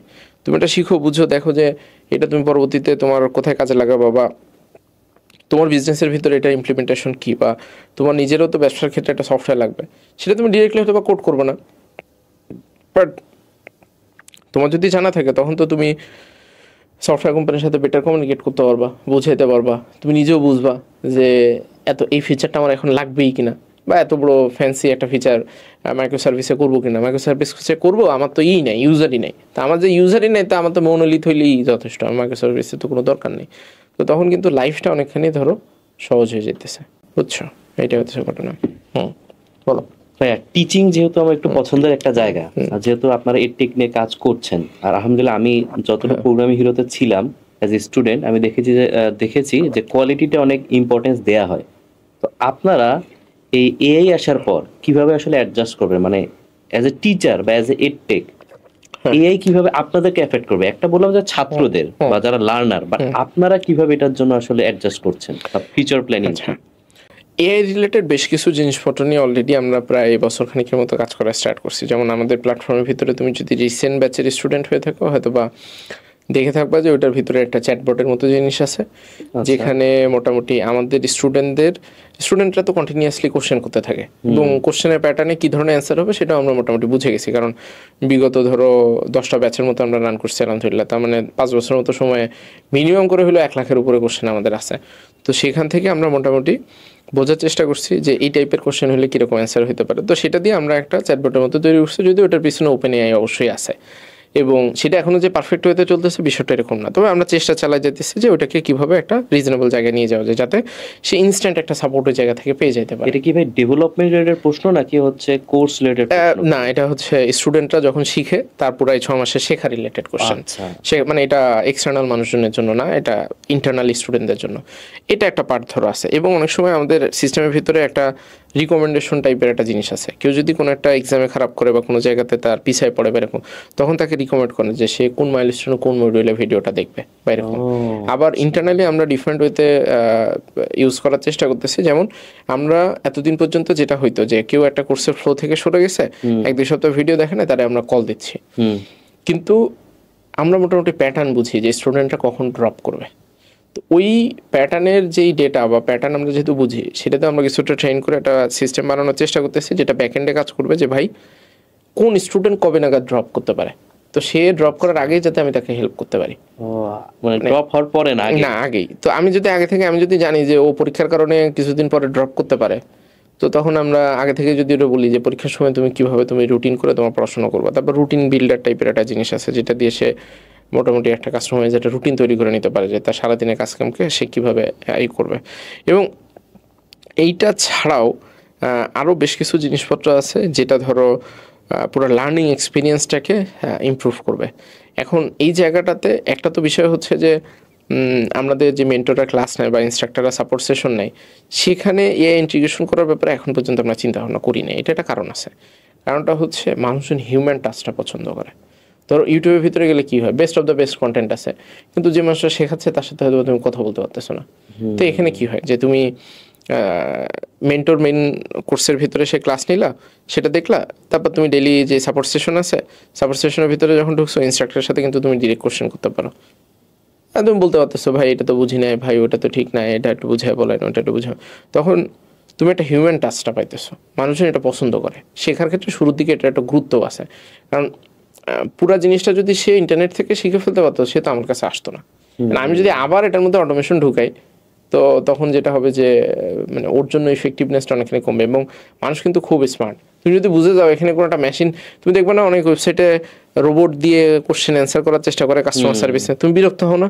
এক্স্যাক্টলি, মানে ধুর ভাই এরা কি শুরু করছে, আমি একটা জিনিস বলবো, একটা মানুষ আমার কথা রিপ্লাই দিবে, অ্যান্ড হয়তো কিছু প্রবলেম সলভ করে ফেলা যাবে, কিন্তু যখন শেখার বিষয়টা তো একটু সফিস্টিকেটেড, শেখার বিষয়টা যেহেতু সফিস্টিকেটেড, তার মানে এখানে একটা মানুষের সাথে কথা বলাটা, মানুষের টাচে থেকে শেখার বিষয়টা আমার কাছে মনে হয় যে বেশ হেল্পফুল হবে।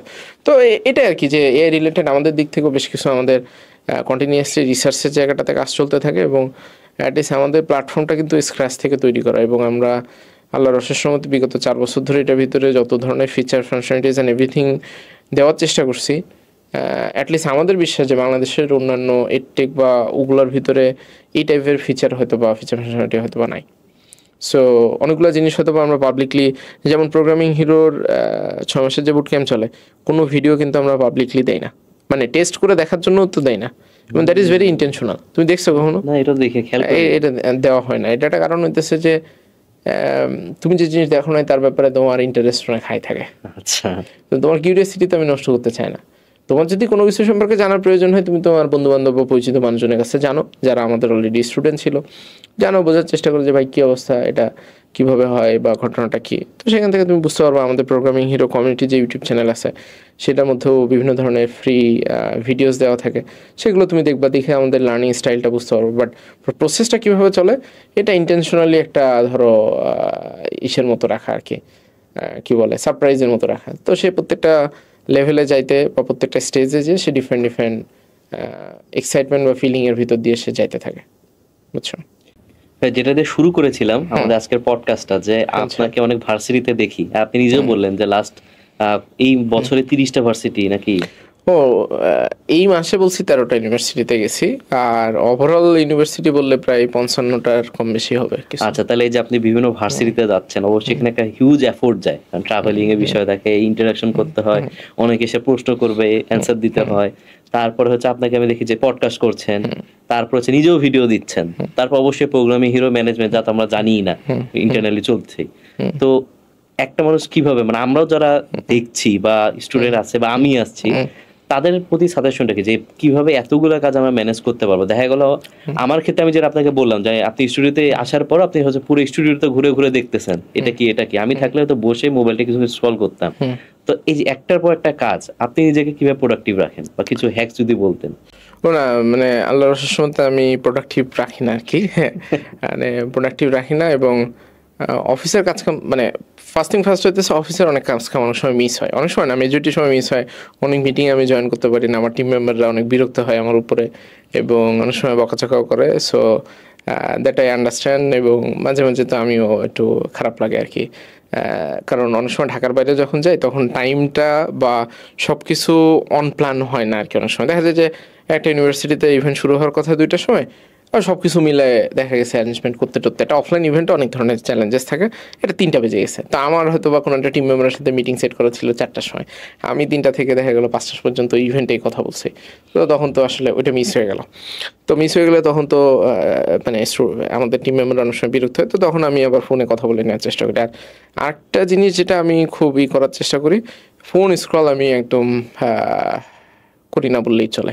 মাঝে মাঝে বাসায় থাকলে, বাসায় যখন, এটা আবার আমার বউ যেহেতু আমার ভিডিও দেখে, তো বাসায় যখন আমি মাঝে মাঝে শুক্র শনিবার বা কোনো একটা দিন, মোস্ট অফ দ্য টাইম শনিবারের দিনটা আমার ছুটির দিন থাকে, তো শুক্রবারের দিনও কাজের মধ্যে ইনভলভ থাকে, বাট শনিবারটা মোটামুটি রিজনেবলি ফাঁকা থাকে।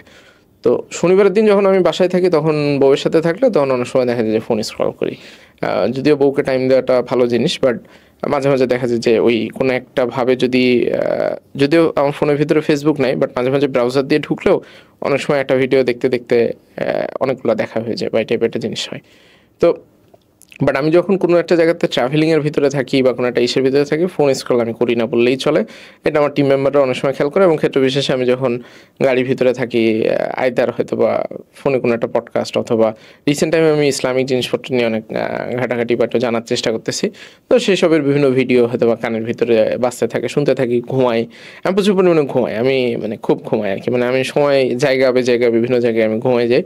এবং অনেক সময় যখন ঢাকার বাইরে ইভেন্টে বা ক্যাম্পাসে যাই, তখন দেখা যায় যে গাড়ির পিছনে একটা বালিশ থাকে, বালিশ নিয়ে আমি ঘুমাই। এবং বিষয় যেটা কাজ করে যে প্রোডাক্টিভ, মানে এটা একটা জিনিস হচ্ছে, একটা রিদম খুঁজে বের করা উচিত। যে আমার কাছে কিছু কাজকাম আছে, সেগুলো তো আমাকে অবশ্যই শেষ করতে হবে, এবং পারফেক্টলি আমি আসলে শেষ করতে পারি না। অনেক জিনিসপত্র মিস হয়, খুব জিনিসপত্র মিস হয়। মানে বাসায় তো আলহামদুলিল্লাহ এখন এক প্রকার মেনে নিছে কাইন্ড অফ, কিন্তু বাসায় অনেক সময় বিরক্ত বোধ করে। যেমন আজকে মোটামুটি আমার রাত 11টা পর্যন্ত হয়তো মিটিংয়ে আছে, তো চেষ্টা করি আমি 11টার ভিতরে ঘুমাই যাওয়ার, অনেক সময় এটা 12টা বেজে যায়, বাট 11টার ভিতরে ঘুমানোর চেষ্টা করি।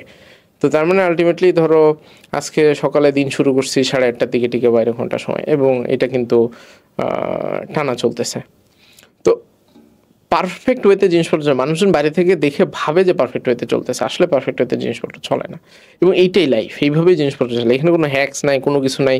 মূল বিষয়টা হইতেছে যে আমার যে যে জিনিসপত্রগুলো করা দরকার আমি জানি যে এগুলো আমার করতেই হবে, তো করে ফেলতে হবে।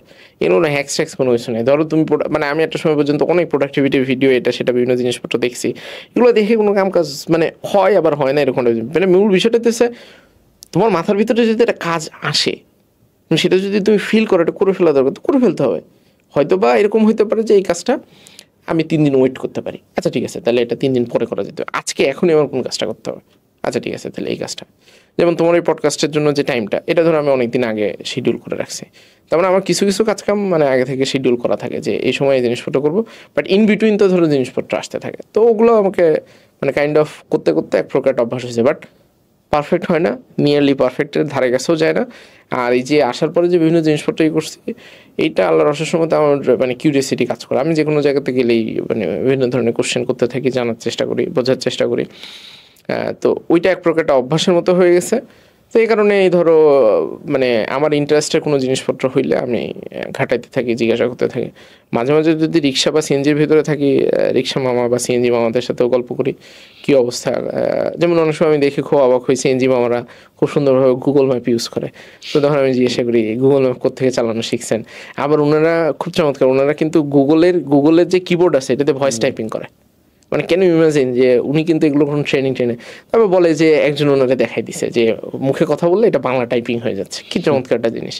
তো তখন এগুলো জানতে তো মজা লাগে আর কি। কারণ আমার কাছে মনে হয় যে ফান্ডামেন্টালি এই বর্তমান যুগে একটা স্কিল খুবই খুবই দরকার, বা একটা জিনিস মানুষের ভিতরে খুবই থাকা দরকার, সেটা হচ্ছে কিউরিয়াসিটি। মানে কোশ্চেন করা, জিনিসপত্র হেভিলি কোশ্চেন করা এবং চ্যালেঞ্জ করা, এবং সেগুলো নিয়ে মানে কনক্লুশন ড্র না করা।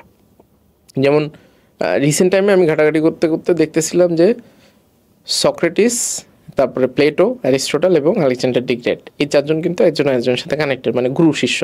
মানে সক্রেটিসের স্টুডেন্ট হচ্ছে প্লেটো, প্লেটোর স্টুডেন্ট হচ্ছে অ্যারিস্টটল, অ্যারিস্টটলের স্টুডেন্ট হচ্ছে আলেকজান্ডার দি গ্রেট। এই চারজন কিন্তু মানে পুরা ইতিহাসের খুবই গুরুত্বপূর্ণ চারজন ব্যক্তি, বিশেষ করে ফিলোসফিক্যাল জায়গা থেকে। মানে তাদের চিন্তাভাবনা বা জীবন দর্শন একটু খুবই ডিফারেন্ট ছিল। যেমন অ্যারিস্টটল কিন্তু অ্যারিস্টটল না, সক্রেটিসের কিন্তু মৃত্যুদণ্ড হয় কারণ সে কোশ্চেন করতো। তো তার সমাজে সবসময় একটা জিনিস মানে তাকে নিয়ে অনেকে হাসি ঠাট্টা বা তামাশা করতো যে ওই লোকটা মনে হয় পাগল, কারণ সে অনেক কোশ্চেন করতে থাকে এবং এত কোশ্চেন করে যে মানুষজন অনেক সময় তার উপরে বিরক্ত হইতো।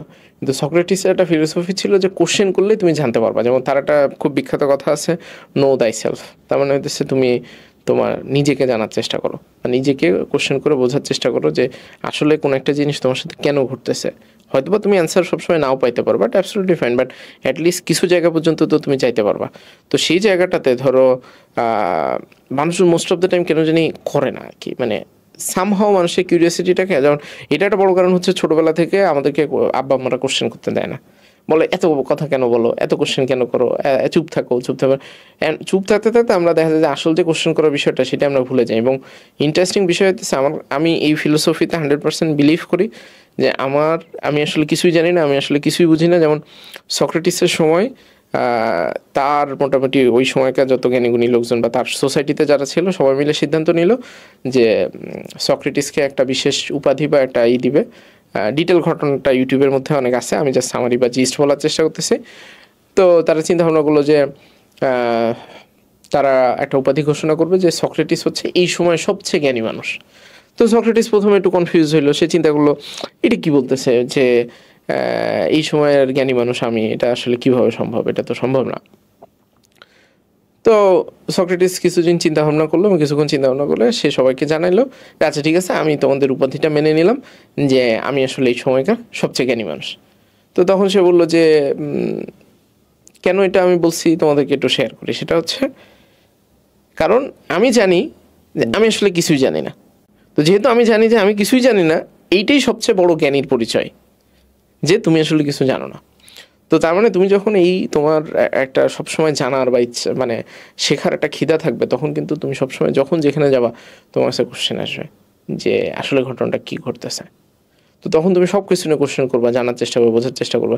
ও মনে হতে পারে যে এটা জেনে কি করব, কখন কাজে লাগবে তুমি বুঝবে না। অবশ্যই তুমি খারাপ জিনিস থেকে দূরে থাকবা, বাট যেগুলো রিজনেবলি ভালো জিনিস তোমাকে তো অবশ্যই কোশ্চেন করে বোঝার চেষ্টা করতে হবে, বুঝতে হবে যে এই রুমের মধ্যে যে আসছি চারপাশে আবার মেট্রো রেল চলতেছে, সাউন্ড তো আসতেছে না, এটা কেমনে করছে। হ্যাঁ, তোমার মনে হতে পারে না আমি তো জীবনে ভিডিওগ্রাফি করি নাই, তো বা করবো না। তুমি তো জানো না যে তুমি 5 বছর পর ভিডিওগ্রাফি করবা কি করবা না, হয়তো বা করা লাগতেও পারে। তো তখন যদি তোমার এটা জানা থাকে তো তোমার একটা হেল্প হইলো না। মানে ধরো তুমি না জানলে কি করতে, অবশ্যই ফোনটা স্ক্রল করতে হবে, এরকম কিছুই করতে, বাট সেই সময় কোশ্চেন করলা। হ্যাঁ, এটা সবাই এভাবে কাজকাম করবে না, বাট ওই যে আমি যে কিছুই জানি না, আমি যে কিছুই পারি না, সেটার ভিতরেও এক প্রকার একটা আলাদা প্রশান্তি আছে। এবং যখন তুমি এই ফিলটা পাবা তখন তোমার মনে হবে যে অনেক জিনিসপত্র তোমার শিখতে হবে, অনেক জিনিসপত্র তোমার জানার আছে, এবং তখন তোমার ওই জানার দরজা জানালাটা বন্ধ হবে না। আমরা মেজরিটির সময় কী করি, 6 মাস 1 বছর কিছু একটা শেখার পরে দরজা জানালা বন্ধ করে একটা ভাব ধরে বসে থাকি, ভাবি যে আমি সব পারি, আমি সব না, আমি সব পারি, সব বুঝি না।